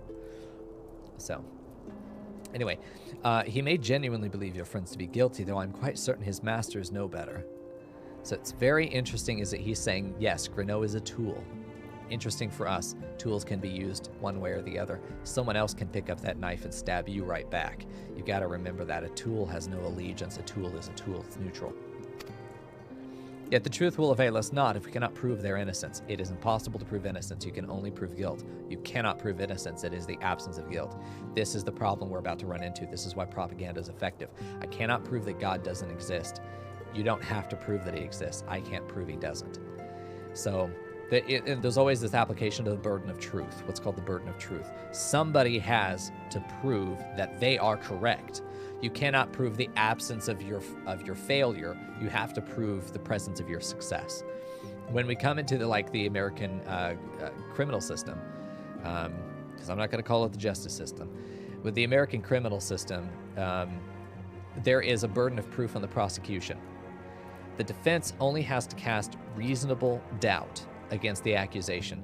The prosecution has to prove beyond that reasonable doubt that this thing did happen. If the defense can merely cast up enough smoke, then in theory, the prosecution should not be successful. That is the theory of that. The burden of proof is on the prosecution. In the case of this society, we do not know where the burden of proof lies. And as I suspect, it is exactly in the center. And the the burden of truth will rest with whoever is more compelling. Both will be able to argue for the reasonable doubt. I have reasonable doubt to say that God doesn't exist. Then you can say, I have reasonable doubt to say that he doesn't exist. Or, you know what I mean? Both sides can pose a reasonable doubt, which is why there is no verdict in religion. Every individual has to make a decision as to which doubt weighs heavier on them. The concept of faith is a belief in something that can't be proven. That is the definition of faith. For you to have faith in your religion is to say, I don't need the proof. I believe it. That's faith, and it's a beautiful thing to have faith. It's an important, powerful thing for people to have, and it gives us a sense of comfort with the unknown, whether it's religious or something else. I have faith that when I'm not in the room, my friends are not shit-talking me. I have faith. I can't prove that. How can I prove it? I have to go through all of their chats and scan and then find that no shit-talking occurred. You could theoretically prove it, but look at the extent to which you would have to go to prove that thing. I choose to have faith that I've picked good friends that don't talk shit about me behind my back. I don't worry about it. I have faith, true faith. It's not happening. I don't worry about it. And I hope my friends have faith in me that I'm doing the same thing. So that's the element of faith. It's very rarely talked about outside the concept of religion. I think it's important that we understand it as a concept outside of religion. When we're looking at faith, everybody's going to have to make a faithful choice at some point because there cannot be proof. In the absence of proof, we rely on faith. I don't know where that came from. That's a phrase I've heard before. I don't know if that's like a thing. Gandhi said, whatever. Maybe you know. But in the absence of proof, we have to rely on faith. Everyone is going to have their faith completely determined by all of the soft things, their predispositions, their biases, all of these things that are not empirical then become the deciding factors in their decision. And this is why propaganda can be so strong, because it takes away empirical data. We no longer trust what we know, we trust only what we feel. And people's base emotions are very easy to control. So for people who cannot prove or do not have a valid claim to whatever they're doing, their main goal is going to be to push the decision away from the empirical and into the emotional, because then they have a much more level playing field, or they have it deeply skewed to their side. Because if we do not like the truth, my goal is to make that an emotional decision as much as I possibly can, because your disfavor for the truth will make you oppose it. You may not like vaccines, but they are effective. You may not like wearing masks in the middle of a pandemic, but it is effective, right? So when people are like, emotionally, I don't like wearing the mask. Emotionally, I don't like going to bed on time. Emotionally, I don't like eating healthy. But empirically, I can know as a responsible adult, all of those things are still good. It is your ability to stay firmly in the empirical, to have discipline to the empirical fact as much as possible, to then make a judgment call based on that empirical data in order to guide you. That's what being an adult is. However, if I wanted to get you to do something, it would be very easy to manipulate you into just leaning into your feelings and stop thinking. If I don't have any valid argument to base what I want you to do, if my agenda is based in falsehood or my agenda is based in malintention, my goal is to make you as focused on base instinct as possible, stop thinking, and just want you to feel this way about this thing, which is what rhetoric does. It imparts in you a suggestion of how you should feel about this subject. It colors the lighting in which you see the ball that's in the room. If you see this white ball sitting in the middle of the room, I can convince you that ball is red if I change the lighting. That's rhetoric, convincing you to feel a certain way about something without saying anything about it necessarily, just the way we dress that language. All these things come together in communication to effectively, I use words in order to control what you think about it, and how you feel about it, and what you should be doing about it. Words have that power. And if ever there was anything as close to like true, honest-to-God fucking magic in the real world, it is the power of language to control people. And it's part of the reason I've fallen in love with it over the course of studying it, the reason I've continued to study it so deeply out of college, because college don't teach you shit, honestly. It teaches you how to write an essay and do like the bare minimum to get through and function in society, maybe. If you really want to learn some shit, continue outside of college and certainly don't stop. But I've continued to do deep studies of language as it impacts other things, because I want to be able to see how things move through language. And this is an exact moment where we can look at it and go, people are going to have to make a faith-based decision when there is no truth evident in the accusation or in the defense of that accusation, a defense against that accusation. So at that point, what's going to inform people's decisions to either condemn us or to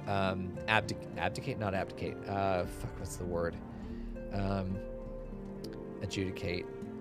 Vindicate. We're either going to be vindicated or vilified. And your decision is to do one or the other. With this is going to come down to all of those emotional, social, soft, non-empirical things. And it's much easier for somebody with influence to control those things. So this influential house Zemail is going to try and cast us into doubt, and is going to have a lot of power over people's feelings about us, because they are largely in control of the way that people feel and think. People are naturally going to be biased against established power, which is how it goes.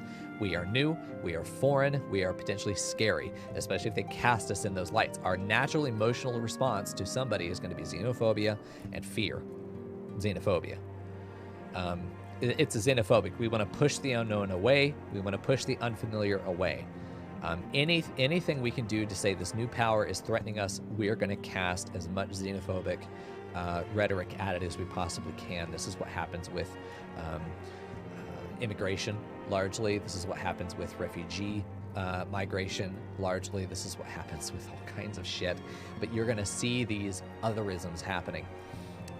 And we're going to see this happening here, but that's ultimately going to be part of the big movement in this entire early fall from grace that we're about to experience is going to come down ultimately to those mechanics playing out in the social environment of Ishgard.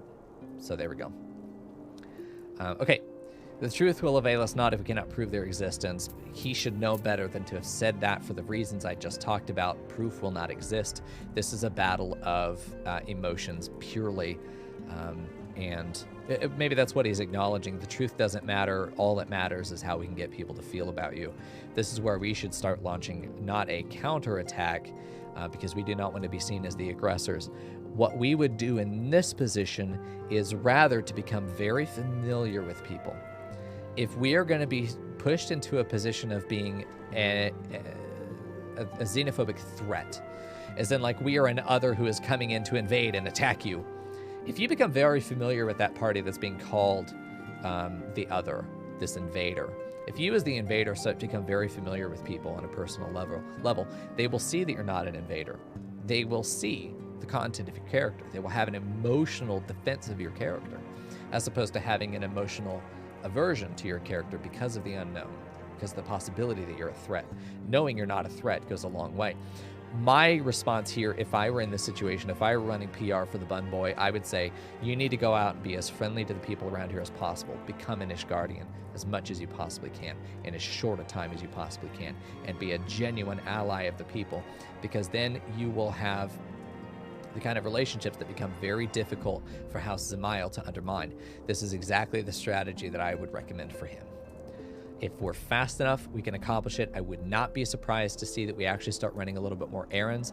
If Edmond Fortam is on top of his shit, he'll know that that's probably the right answer for us. You would do well to speak with Sir Emmerich at the Congression of our Knights Most Heavenly. He will know more of these charges. Sir Emmerich might also go a long way if he's willing to vouch for us, which could be how he gets hooked into our downfall, which would be really elegant if they did that. Because if somebody with more influence than House Zemail starts making not counter accusations, because we're not trying to bring down House Zemail, trying to defend us. If now Sir Emmerich makes a defense of us, then people are having a real hard time judging who's right and who's wrong, because two people that they respect and have reason to respect are now saying different things. They're still going to have to make a decision. Do we believe in Sir Emmerich, who is much closer to the Holy See and much more influential, or do we believe in House Zemail, where people might be much more divided in their allegiance to them, as opposed to everyone being much more allied to Emmerich and the Holy See as extension, right? So if we can get Emmerich to vouch for us, it's going to go a long way in sort of stamping out Zemail's fire before it even has a chance to spread. But if then House Zemail is successful in bringing us down, they're also going to bring down Sir Emmerich, which could be their ultimate goal. It depends on how well they understand our relationship, which I don't think they do. I think it'd be difficult for Emmerich's relationship to us to be truly known. However, he may be well known as a sympathizer with the rest of Eorzea groups. It may be known that he was working with the Scions who have been cast into doubt, because as soon as the news comes out about what happened at the banquet, I think that might be the ultimate inciting incident that escalates our problem. We're going to see. There are a lot of parts in play, but I think they're about to all collide here in a second, so we'll see. Yeah, it's interesting that we're already going to Sir Emmerich, but I do remember saying recently, we have to go talk to Emmerich next. This is the only way that we can continue escalating this. I haven't even started this fucking quest, and how long? Jesus! It's been an hour and a half, and I haven't even started this fucking quest. I'm trying my hardest to go quickly, but there is so much to talk about. Holy fuck! I'm running. I'm sprinting. I'm going as fast as I can. You go run. Hello, friends. I don't have time to socialize. You're so sweet and so cute. You're just gonna have to follow me, okay? Goddamn, dude. What's interesting is that we're going down to the bar I'm pretty sure. We're going to the bar itself. I wonder if... I thought we were supposed to be going to talk to Emmerich. Speak with Emmerich in Foundation. What? Where's the... Oh, that's the bar. I see. Okay, so we're very near it. So what's Emmerich doing down here? I thought it would be up at the upper level. He might, and that's the thing, Landry, is we don't know yet what the political landscape is to know who has power, who doesn't, who has power with what. We can think of them as being voting blocks. I don't want to explain voting blocks. Google voting blocks. We don't know who has more voting block territory versus who. If maybe House Zamael has more sway with the merchants, but the general population is more gonna believe Emmerich. It depends on how highly military is valued by the people. So we'll see. Heavensward for Thursday, Google voting block. Fuck. Our Chiffon's here. We have Lucia. I don't know who Andalou is. I imagine we'll probably meet these guys, but I'm not sure. And then we have Emmerich. What's interesting is that our Chiffon is here. We have our closest allies in this room. Our closest Ishgardian allies are in this room right now, and none of the middle ground people. We don't have the older brother. We don't have any of the other people. We have our closest allies in this room. Emmerich, our closest ally, or Chiffon, our closest ally. Remember, everybody in this room, these four, I don't know about him, the main players in this room right now are all involved in concealing or at least suppressing or not acknowledging, not reacting to the non-public conspiracy that has happened in Ul'dah. The people in this room know, but have not revealed it. All of us are keeping a secret. All of us are involved in a conspiracy to delay the exposure of what happened in Ul'dah and our role in what happened in Ul'dah. The public opinion is going to be that we are the bad guy. All of these guys are aiding and abetting us according to those people. That is the accusation that is going to get all of us thrown out on our asses, I'm sure, eventually. This is the stuff that, as an analyst, you should be paying attention to. What are the secrets? What happens when those are revealed? Look at who's in the room. What do all of those characters have in common? What do all of them know? What are the unspoken understandings and conversations that are being happening? No matter what happens in this conversation, they may acknowledge, they may name drop Ul'dah just to remind everybody of their shared understanding and the stakes of them sticking together. We are now conspirators. Which is very interesting. We are all going to get revealed as conspirators because every conspiracy is revealed in literature. It just has to happen. Just like every secret is revealed, every conspiracy is just a cooperative lie, a cooperative deception. All deceptions revealed. Okay, so this conversation is going to be very interesting because it's going to cast the sort of direction and tone of the rest of the exposition. We are about to hit the core conflict. I'm so excited for this conversation. This is going to be very big. Not voice acted. Interesting. This being such an important conversation, I would have voice acted this conversation. Unless this is only a precursor to a more important version of this conversation later. This could just be a reintroduction to Emmerich. I wouldn't be surprised. God, he's so fucking cute.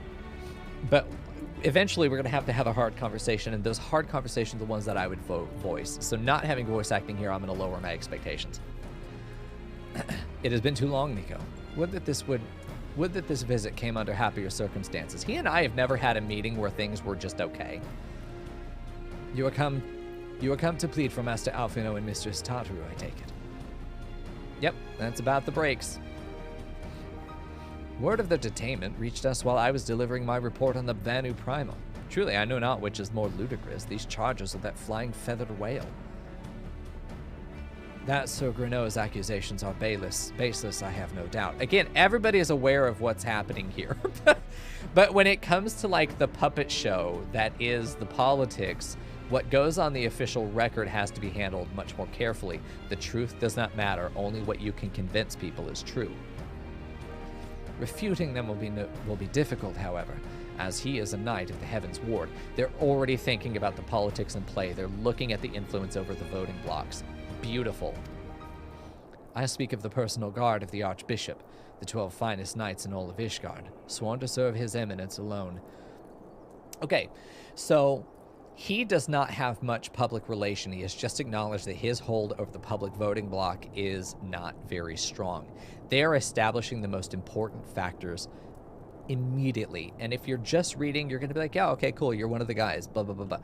But if you're following really the deep underlying narrative that's happening here, you're saying, oh shit. This should be an oh shit line for you. This should be a fuck. He's not the ally we thought he was. What Leandro was just saying in chat, I think he has influence among populace, but no social clout to influence the politics of the high houses. I think you're absolutely right. He may only be seen as an extension of the Holy See, but without the Holy See's voice to back him up, he's merely a guy. He's just a guy. Anybody directly under his command, under his influence, but the population probably doesn't have a strong relationship with him. You probably have a direct relationship with police. You probably don't have a direct relationship with the sheriff, because the police are an extension of him, and the police are the ones you're interacting with, hopefully never. But you may be more likely to interact with them than you are the sheriff, than the district attorney, than the blah, blah, blah, up the chain of command, right? But you probably have respect for whoever's at the top of that chain command, right? And if they say something and then the cop shows up at your door, you see that as a direct influence, as a direct extension of that head honcho's will. And so if you respect, let's just say hypothetically, you respect the president a lot, and then he says, it is my, let's just say whatever the president or whatever your leader, king, let's just not even say president, your king, your political leader, okay, the leader of your country, your people, says, from this day forward, all caramel shall be banned. Caramel is bad for you, and we shouldn't have it in our society. And if you agree with that, and you're like, cool, got it, you understand, you respect that, what's going to happen is when you have the police show up at your door being like, we are here to confiscate any caramel that you may have, and please cease production of any further caramel, if you will. Okay? Right? You may not necessarily respect the police that much in that moment, but you do respect them as an extension of your king's will. And not necessarily that you don't, you know, because in that situation, you cannot defy, right? You are compelled to do it. However, you may not have a lot of resistance to it because you respect the source of that authority. And that's what it comes down to, is the source of authority. Emmerich does not have much authority himself. He is merely an extension, a megaphone of the will of the Holy See. Without their intervention and acknowledgement that, hey, this is bullshit, he has no power to cast that from himself. He can only pass on the will of the Holy See from that much. He himself has very little influence. That's important for us to know. But it may not be that. I don't know. But that's what I'm suspecting from what's been said here, and what I imagine will happen because, you know, we'll see. Cat's part of the caramel revolution. Viva la caramel. Yeah, get out the guillotines. Get out, this motherfucker's coming for our caramel. You'll never take it alive. It's stuck to the carpet. I speak of the personal guard. I speak of the, oh, sorry. The guy making the accusation is the personal guard of the Archbishop, the 12 finest knights in all of Ishgard. He probably is respected very widely as just being a good guy, very likable, probably like a soldier in America probably has his kind of, even then maybe we're talking about like a Navy SEAL, you know, some like Green Beret shit. That guy's probably going to get like a lot of just base respect. People are going to give him some assumed authority because of that status. I thought for some reason that Emmerich was that position, so I misread this line entirely. Sworn to serve his eminence alone, so it's like the king's personal guard. There's probably going to be a lot of clout that he does have as far as like the local population respects that. It's the question of whether they respect the High House more. I would say that this guy's probably going to be more influential over the general population as a result. Emmerich himself, I really want to see what his political power is. I need to know. We need to establish that pretty quickly. Suffice it to say, their testimony is unimpeachable, and I have not the authority to challenge their actions. So it's a lack of authority, remember? It's cool. So he is below the King's Guard, which is interesting. If he was in the Mafia, he'd probably be the consigliere. I can't remember how to say that word. It's not at all how it's spelled either. It's got like 3 G's in it. Anyway, their testimony is unimpeachable. We don't even question the concept that they could be wrong. They're too close to the Holy See to be fallible, which is important. So what we need to do is actually, before this becomes an accusation, there has been an accusation probably to him. He has been influenced to investigate. he may not have reached his own verdict or accusation at this point. There's not like this official investigation happening, so to speak. Maybe there is. Maybe it's just investigation, though. He hasn't maybe led to his own verdict or judgment on the existence of heresy or existence of criminal activity. So we may have an opportunity to go in there and make our own case, and then he makes a sort of a judge and an arbitrator to make a decision on his own. But whatever he says is going to be the unquestionable truth that the rest of the population is going to deal with. So we now understand who the arbiter of our future, our fate is, and it's this guy whose name I can't remember, because I haven't looked at it in the last 15 seconds, so I forget it. So that's important to understand, that we're getting political landscape. Remember when I walked in here, we need to see political landscape? This is what we're talking about. Some people are valleys, some people are mountains. The mountains get to make the call. The valleys just get to fucking take it in the ass and thank you for it in the end, like a good boy. All right. And some mountains are higher than others. The Holy See is the highest peak. Emmerich is somewhere in there. We don't know. We don't know how high Emmerich is, although given his face, he's probably high as fuck, bro, all the time. But he's definitely below the 12 Knights, right? After all the Scions have done, routing the heretics and defeating Shiva, helping us to defend the steps of faith and drive back the Thavnairian horde, after proving themselves true allies on countless occasions, is there naught we can do? Here's the thing. It's easy to make yourself look like a double agent just because you've gone out and been like, hey, I'm here to help and do a couple things. I mean, it's not foolproof. These are some pretty big fucking things to do if you are opposing the Thavnairians. These would be some pretty big blows to deal. It's not like I'm going to shoot myself in the thigh to pretend I'm not the gunman. This is like shooting yourself in the head in order to be like, I'm not the gunman, I'm dead.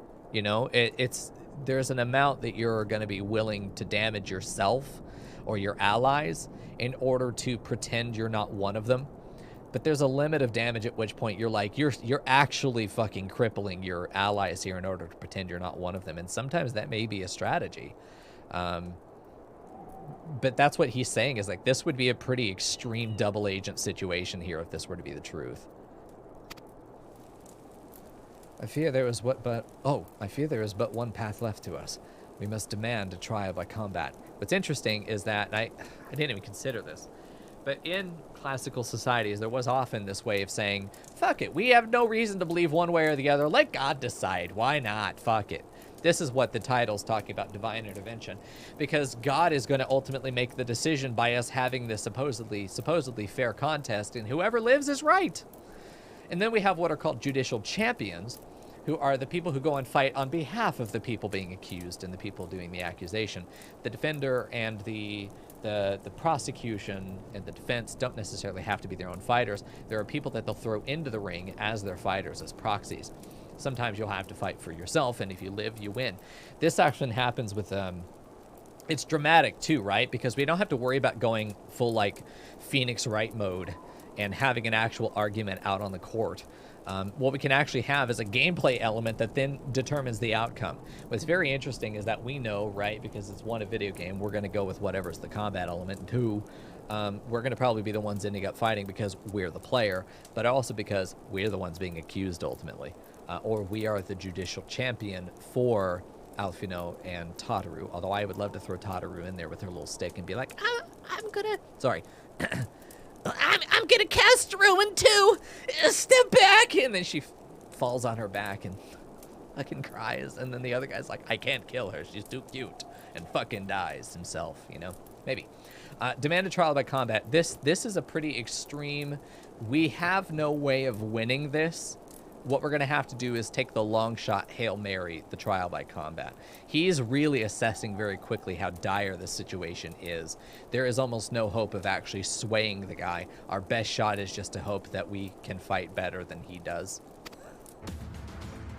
But of course, in a trial by combat sanctioned by the Inquisition, the victor's claim is judged true regardless of the petitioner's standing. Yeah, the winner takes all. The loser fucking dies, right? It doesn't even have to be true. It's just basically saying, all right, well, I guess that problem solved one way or the other, even if it's not right or wrong. This is the reality we live in now. Fuck it. We're moving on. Under Ishgardian law, a trial by combat pits the accuser against the accused. In this instance, Master Alphino and Mistress Tataru would be expected to face Sir Greneau and a second of his choosing, another knight of the Heavensward most like. It's more likely that we're going to end up at a 3v3 or we're going to end up at a 1v1 with us versus Sir Greneau. That if we don't end up in the arena somehow, it's going to feel very weird as a video game. So there's this sort of meta information that we can see is going to come into effect here. We end up in the arena somewhere. Likely we end up getting accused by extension, or that we volunteer to be the judicial champion. Our volunteering to defend them could be seen as an admission of being cohort, in that if they do end up getting prosecuted somehow in the future, we will be implicated by association. Will we kill Sir Greneau? I don't know if it's a trial by combat to the death. Typically, that's what they would have been. It's a duel. Somebody's fucking dead, and the other guy's innocent. So we'll see. So it's probably gonna, I think a group fight's more fun. So if I were designing this from a video game perspective, I'd say make it a brawl, a 3v3. Tataru can be a healer. We'll get Master Alphino to be a black mage or something. We may actually see Alphino fight for the first time. This would be nice. This would be very nice. Okay, let's see. 2 of them. By the fewer, that can hardly be considered fair. Master Alphino's magical talents will not have gone unnoticed, meaning that he will have no choice but to participate. Mistress Tataru, on the other hand, is quite obviously bereft of martial skill. Oh, she's so sweet! Don't do that. Fuck you, Emmerich. Should be afforded the right to name a champion to fight in her stead. All right, here we go. It's going to be me and Alphino fighting Greneau and one other boy. I'm going to start calling fucking Granola Bar. Lest you doubt, I am ready and willing to serve in this capacity. Ah! That is an important affirmation of his allegiance. He knows this is bullshit so much that he's willing to side with us, but he also knows the unvarnished truth of the conspiracy against us in Ul'dah, which will then spill into here eventually. And I think he will always be our greatest advocate. Like I said, I think that the tension between his 2 desires to serve us and the Holy See is going to lead to him having to make some difficult choices. I think because it's more dramatic and leads to greater tragedy, he is going to side with us ultimately and likely be punished for it. I keep saying it. I cannot wait for it to happen because I love what this character may become when he stops being so comfortable. I don't know if it's going to happen, but I'm really hoping that we see Emmerich go feral. Ah. All right. There we go. Lest you doubt, I am ready to willing to serve in this capacity, as I am sure Lord Arshafon. But all here present know that you are the most accomplished warrior among us, and mayhap in the realm at large. You're saying I'm willing to do it, but realistically, if we're going to put our best fighter in there, we probably should send you. Then it is settled. I will meet with Master Alphino at once and inform him of our intentions. Mico, meet with me at the tribunal when you have made ready. Until then, my friend. Yeah, that's probably going to be a little duty. Oh, hey, table dancing panda. Hell yeah, dude. I want to talk to Emmerich real quick. I'm going to see if I can get a little bit of more information out of him. Squeeze him like little lime and see what juice falls out. The trial will be held at the Supreme Sacred Tribunal of Hellenic Inquisitory Doctrine. I will be in attendance, as will many others with a vested interest in the outcome. Stint not in your preparations, my friend. The Knights of the Heavensward will provide a stern test for even one such as you. See, honestly, I would have ended that whole conversation with that. I feel like that's information that would have been really flavorful to provide. Okay. Someone pushed Tataru's feral button. She could destroy the world. I believe it. I'm hoping someday that we get this grand awakening for Tataru. Not only because it would be hilarious, but because she has already shown such a deep vested interest in wanting to get involved in the fight, even though we did reaffirm that you don't have to be a fighter to be valuable to us, little tomato girl pet pat. You're a little strawberry and we love you. But that her desire and willingness to throw herself into the fight may become necessary in the future. Not something she wants to do, volunteers to do, but may be a legitimate requirement where, like Wedge becoming a brave boy and riding that mech into Castrum, whatever the fuck, Tataru may be forced at some point to pick up a weapon. You know, like the little girl who picks up a gun and shoots the robber when the robber's gonna like kill her mom, and we hear the gunshot and then we look off screen and the girl's like and then drops the gun and mom's like, oh, you sweet baby, you saved my life. And then the robber's like this. because he's fucking dead. But, you know, you have that moment where you have this sudden realization, like, who pulled the trigger? It was the child. You know, we don't expect the child to pull the trigger, but we may require them to in order to save the day. I wouldn't be surprised if Tataru ends up in a similar position to that. And I would certainly love to have her in a position where it's maybe not that dramatic, but is... Fern? Hello? Is this Quiet? No. If Panda and Quiet had a baby, it would be this person. Anyway. So, yeah, I'm hoping that Tataru gets that kind of development. All right, where are we going? Internet? I don't know, dude. The pillars. Let's take a look at the pillars. Oh, up here. Okay, so we're going to go to the tribunal. Perfect. I could have looked at the list. I think we're pretty ready. I'm going to go in as a valiant knight. A light knight, actually. I'm just a warrior who multi-classed into big swords and not just axes. Don't look. Last time they had someone like me in here, it was an actual Dark Knight. I don't know if I should be casting any of my like special skills, because they're kind of role playing as in like we are a Dark Knight, but they don't know that we're a Dark Knight. We're gonna reveal ourselves as an actual Dark Knight. I'm gonna change my glam over into actual Dark Knight glam once we are revealed to be a heretic, because we want to blend into Thavnairian society. So we got to look like an asshole or a biker, I guess. Listen carefully, Mico. When the trial begins, the petitioner will be asked to restate his charges and the accused invited to respond. Then, in accordance with the law, they will be asked to restate the request for a trial by combat. Interesting that they're telling us these rules. One or more of these rules will have to either be broken or something is going to go wrong here, but it seems like an establishment of the stakes.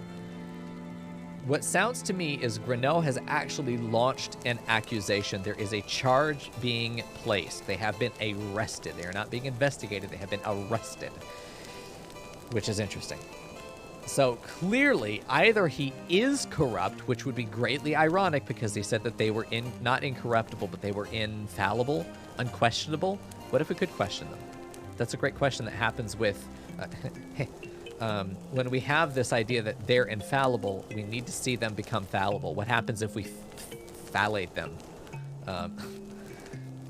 If we fellate them. For fuck's sake.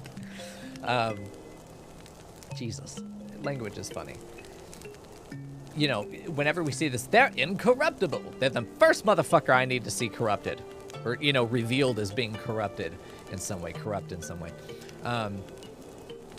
So we're going to see this where it's an interesting turn to find not that Greneau is himself evil, but that he has allowed himself to be bribed by House Zemail. Don't fillet the Knights 12. Bitch, you can't stop me. I'll do all 12 at the same time. I'll make their legs shake more than they've ever had in training in their life. What happens if we fillet them?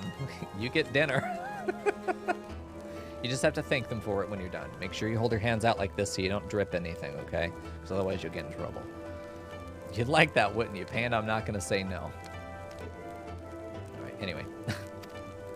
Once the High Adjudicator acknowledges Mrs. Tataru's right to name a champion, that is when you must make your entrance. So don't do it before. Don't get thrown into the arena. Don't cause a mistrial by combat, right?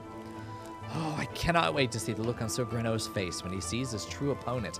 It will be priceless. We're pulling a kind of bait and switch here, aren't we?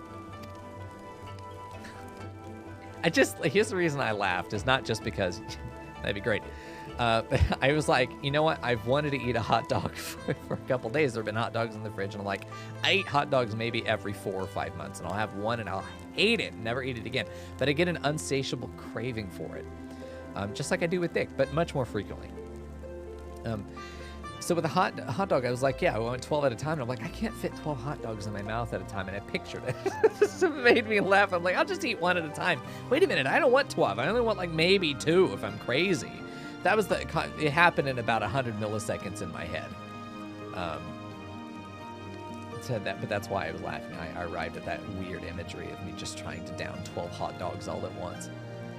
Oral fixation? You know, baby. All right. More seriously, should you begin to lose heart, look to me in the stands, and I shall cheer so loud you will wonder how you could ever have contrived to doubt yourself. Now, are you ready? I love Orshafan. He's always like, you could die, but you know what? If you feel like you're going to, look at me and I'll be like, you got this. You know, that's him. And you're losing your arm wrestle, and he's just like in the background, like, you're doing great, champ. As the knife goes into your chest, you're just like, ooh. I'm not fantasizing about weenies. I'm planning about weenies. All right, there we go. I'm sticking with Dark Knight right now because it is the lowest level class that I have out of the 3 that we're using for the main. Alfino is going to be sassy as fuck. I went because look at these smug bastards. I was feeling a little bit too emotional there. We are gathered here today under the watchful gaze of the Fury to ascertain the guilt of 2 souls in a trial by combat. Petitioners, step forward.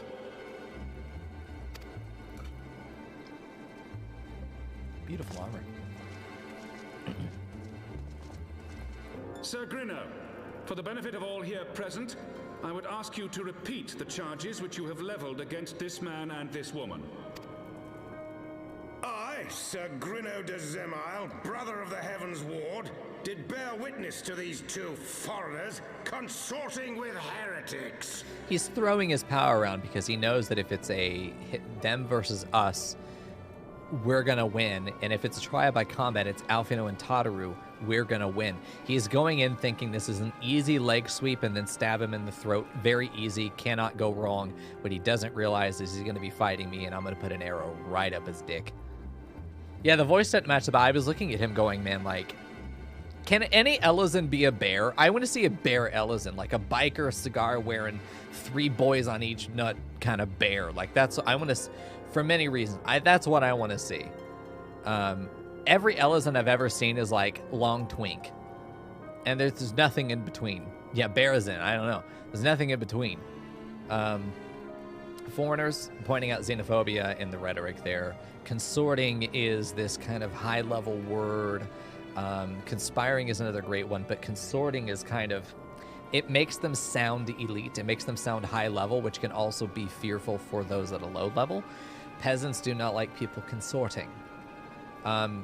Civilians do not like politicians conspiring, right? These words have implications for who is supposed to be not liking it. And this is what I teach my students about rhetoric, is that those words are not interchangeable. They are as diction, as a literal word with the definition, yes, they can mean very similar things, and you could interchange them, but the rhetoric will be drastically changed by the choice of one word over the other, and it's your ability to make that decision that makes you a good or not good rhetorician, and therefore, by extension, a good or not good writer. But he is of House Zemile. I thought he was, but I couldn't remember if that was the truth or not. So I was like, he allowed himself to be corrupted by House Zemile. Motherfucker is made of House Zemile. He's evil. As we're seeing here, this is the full extent of the corruption.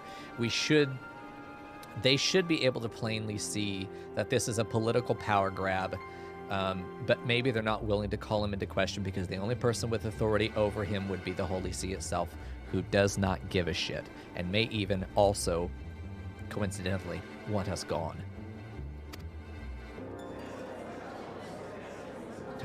I say. Let the accused step forward. Give Tataru a booster box. She's so cute, look at her! She's so cute! Alfino Leveilleur, Tataru, you have heard the charges leveled against you. She's so sweet. Look at her. Don't ever do this to her again. Yoshi P, stop making Tataru sad. Will you take up arms to refute Sir Grinno's claim and thereby prove your innocence in the eyes of gods and men? I, Alfino Leveilleur, am innocent of this charge and claim my right to trial by combat. I, Tataru, am innocent of this charge. That's a new voice actor, right? I don't remember. Hey, Fern, welcome back. I don't remember. Did we ever hear Tataru? That's her new voice. I didn't remember if we ever heard her old one. Still cute. Still cute. Not a goblin though. We did. Okay, I was sure we did at some point. I couldn't remember it. I, Tataru. Am innocent of this charge, but none of the others. She was very squeaky. Ah, okay. It's cute. She just needs to be cute. But I am no warrior and cannot fight. So I claim the right to name a champion. Look how scared she is. Good directing on that voice. To the old and the infirm, the young and the weak, this right we allow. Very well. Who will stand for this woman? The dramatic entrance. Unnecessary. But cool. What's up, sluts? Instantly shot. To doubt the efficacy of the Ishgardian justice system. Come, my friend. Let us put an end to this mummer's farce.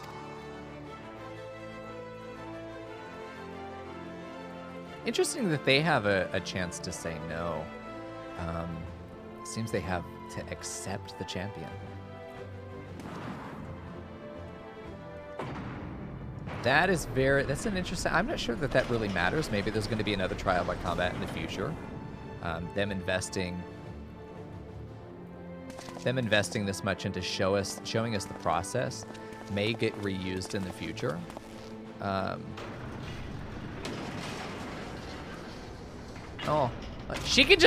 She literally just limbo under the bottom bar. Pass your judgment. Raise up the righteous and cast down the wicked. I need to see those bars again. I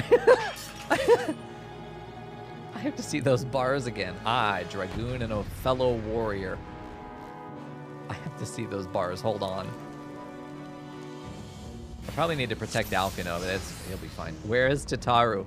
Please show me the girl. She's not here. Oh, there she is. Look at the bar. Dude, just slide under. What are you doing? Get away from my child. Okay. So here's what I'm going to do. We're going to go bam. I have my pride. No, don't step into the AoE, you fucking idiot. All right, there we go. We're fine. We don't have to take this seriously. Let's just whack his ass. I'm totally not a Dark Knight, guys. The guy doing maniacal laughter as he tries to kill this child, probably a Dark Knight. Did you guys think about that? I'm innocent, though. Promise, not a Dark Knight. Hey, Emmett. What is our WWE walk-up music? It's either Bad by Michael Jackson, or it's Toxic by Britney Spears. I'm not sure. It's one of the two. It's a mighty strange axe you have there. I know. It's a very long, short-bladed axe. Alpha, no, don't stand in the fucking AoEs. What's wrong with you? I taught you. Did you not watch the T13 playthrough? Like, what are you doing? My thought was toxic. I'm so glad, Fern. We'll have to do it. We'll have to make up our, Also, he's not on the ground. He's just fucking disappeared. Where's Grano? Fucking Tataru. Just limbo under there. Alpha is trying his best, I know. Dark Knight isn't necessarily evil and maniacal. It is, I think, something that would cast doubt onto our character in the view of the society. That's why I'm saying Snake, is I'm hiding it, because it would be like another little tally against us maybe being a heretic. I mean, we won. His little feather paw. The Fury has spoken. Amphino Levior, Tataru, you are hereby acquitted of all charges. Here's the thing, though. We won here, but now we have slighted House Zemail. Their initial slam dunk plan failed. They now are left reeling and insulted and shamed. Their accusation did not land. Now they're going to have to go harder. This is where they go nuclear. This may be why they expand their accusations further to say not only did, but here's the thing, though, their accusations were shot down by the Fury herself. So, like, are they going to basically be like, God, you got that one wrong. It's okay, but you got it wrong. I'm going to correct your record now. You know? House Zemail are bitches. We know that's their base insecurity, is that they don't feel like they could actually hold power if they played fair, which is why they cheat. Yeah, so it's interesting. It's interesting. We're going to see there's probably going to be a greater retaliation here. We're going to see what it was basically just a, let's go do this thing, and turn into basically like, oh, fuck, now it's for real. You know, they were just dicking around thinking, look, it's an easy smash and grab, but now they realize that went really fucking wrong and we lost. One of our guys got pinched and now we got to go break him out of jail and kill everybody who was involved, right? Like, things have escalated greatly as a result of this event that's happening now, or they will escalate greatly as an event to this, in response to this. Blessed are we who receive her wisdom and see justice wrought by her divine hand. Petitioners, accused, go forth in peace. You like my axe, Alfino? Long, thin blade, short handle? It's a great modification. Delivered from an untimely demise yet again. My thanks, as always. Yeah, that's what we were saying early, Emmett, is that we have seen that they're most likely to be the hardball players, most likely to stoop to corruption, things like that. Oh, hello, my fellow not Dark Knights, my fellow shadowy warriors. My shade-cast paladin friends. By the Fury, what a splendid victory. To see how you strove in the face of adversity. Two brave young souls bound together by the puissant bonds of camaraderie. Why, it stirred me to the very depths of my soul. Having been treated to such a rousing spectacle, it seems only right that I present you with a humble token of mine admiration. Pray receive me this chocobo whistle. Ah, I get a mount! Is it a white chocobo? I will marry you right now. Come here, kiss me. There we go. With it, you may summon a black chocobo, fully trained and ready to fly. Oh, I get flying now. Very nice. Look at him.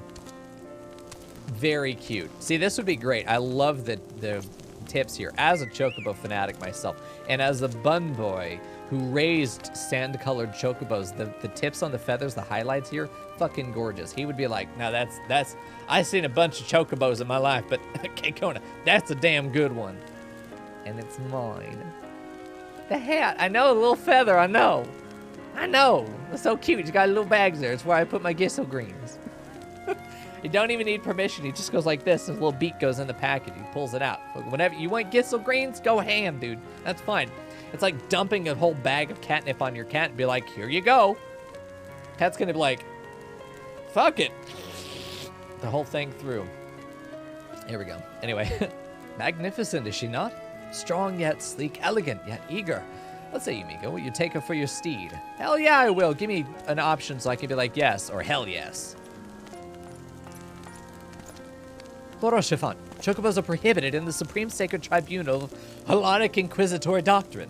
Your steed must remain outside. That's fine, I'll leave. Oh, pet. This is what I'm talking about with Oshifant being kind of outside. As much as that was a joke, he also kind of committed that social gaffe because he is not deeply ingrained and invested in this culture and society. He is outside a little bit, closer toward that middle. We share that. We're both kind of outsiders in this land. So we're going to continue to see that. This is very much reinforcing his position in society as much as it's not just, haha, Orshifan's so cute. No, it was that, absolutely, but there was more to it than that, right? We can acknowledge that in our analysis. As I tell my kids, you know, if you see a scene and if you see a scene in a book and the author goes through the effort of describing the curtains as being blue, some analysts, especially some English teachers, infamously, will try to evoke some kind of symbolism in the color of the curtains as being maybe this was a scene where some great sad thing was happening and it represented the mood and the atmosphere of the characters in the moment of this great climactic conversation that we're having, and it represented the sadness of the protagonist and blah, blah, blah, blah, blah, blah, blah. Sometimes the curtains are just fucking blue, dude. Sometimes they're literally just fucking blue curtains. Sometimes they're just fucking blue curtains. Sometimes they want to get you to have some kind of visual understanding, to put you in the environment, to let you know. Maybe this is something that the character noticed. The character saw the blue curtains, and that's why they talked about it, was the characters noticed blue curtains. It's nothing deeper than they saw some blue curtains. That's it. They were looking there. They saw it, caught their eye. Let's have a conversation. That's it. Sometimes it just gives you a little bit of imagery into the moment. They don't have to mean anything deeper than that. Sometimes it does. Maybe there's a blue motif throughout the entire book, where every time there's something blue described in the scene, something else happens. We can draw that correlation. Sometimes the curtains are just fucking blue, dude. Anyway, so I don't want to always be looking for the deeper meaning, but there are some implications in reinforcing things that we have established as real patterns. There we go.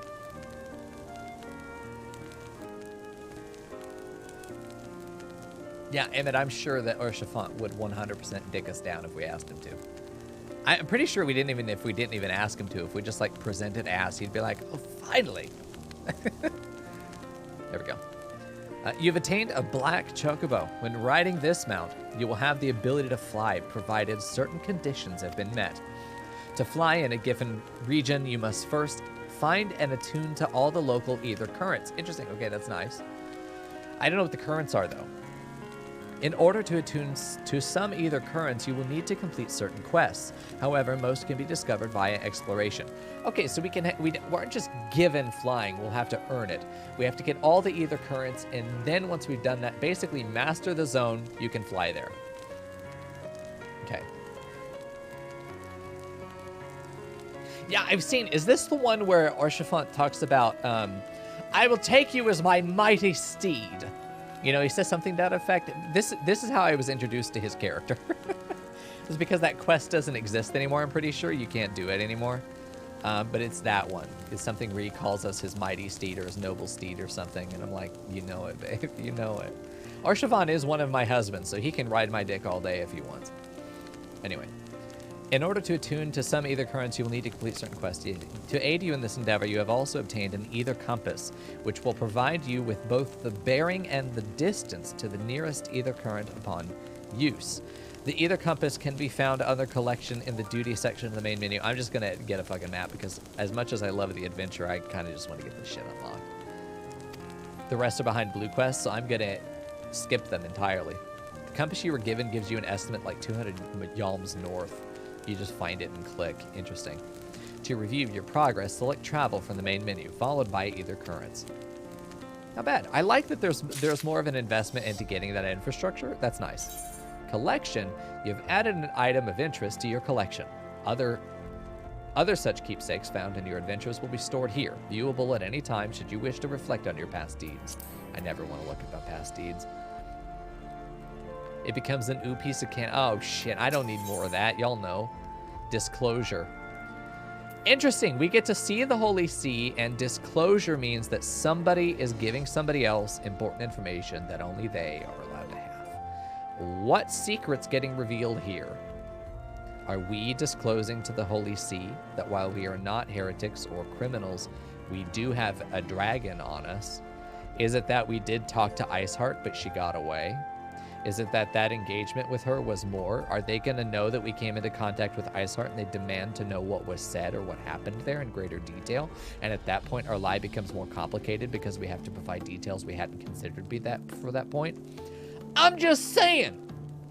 There's a lot that we can get at like title and image here that can influence what we think might be happening at this point. We know those things are likely going to have to happen at some point, but they may be happening now, and this may be how they happen.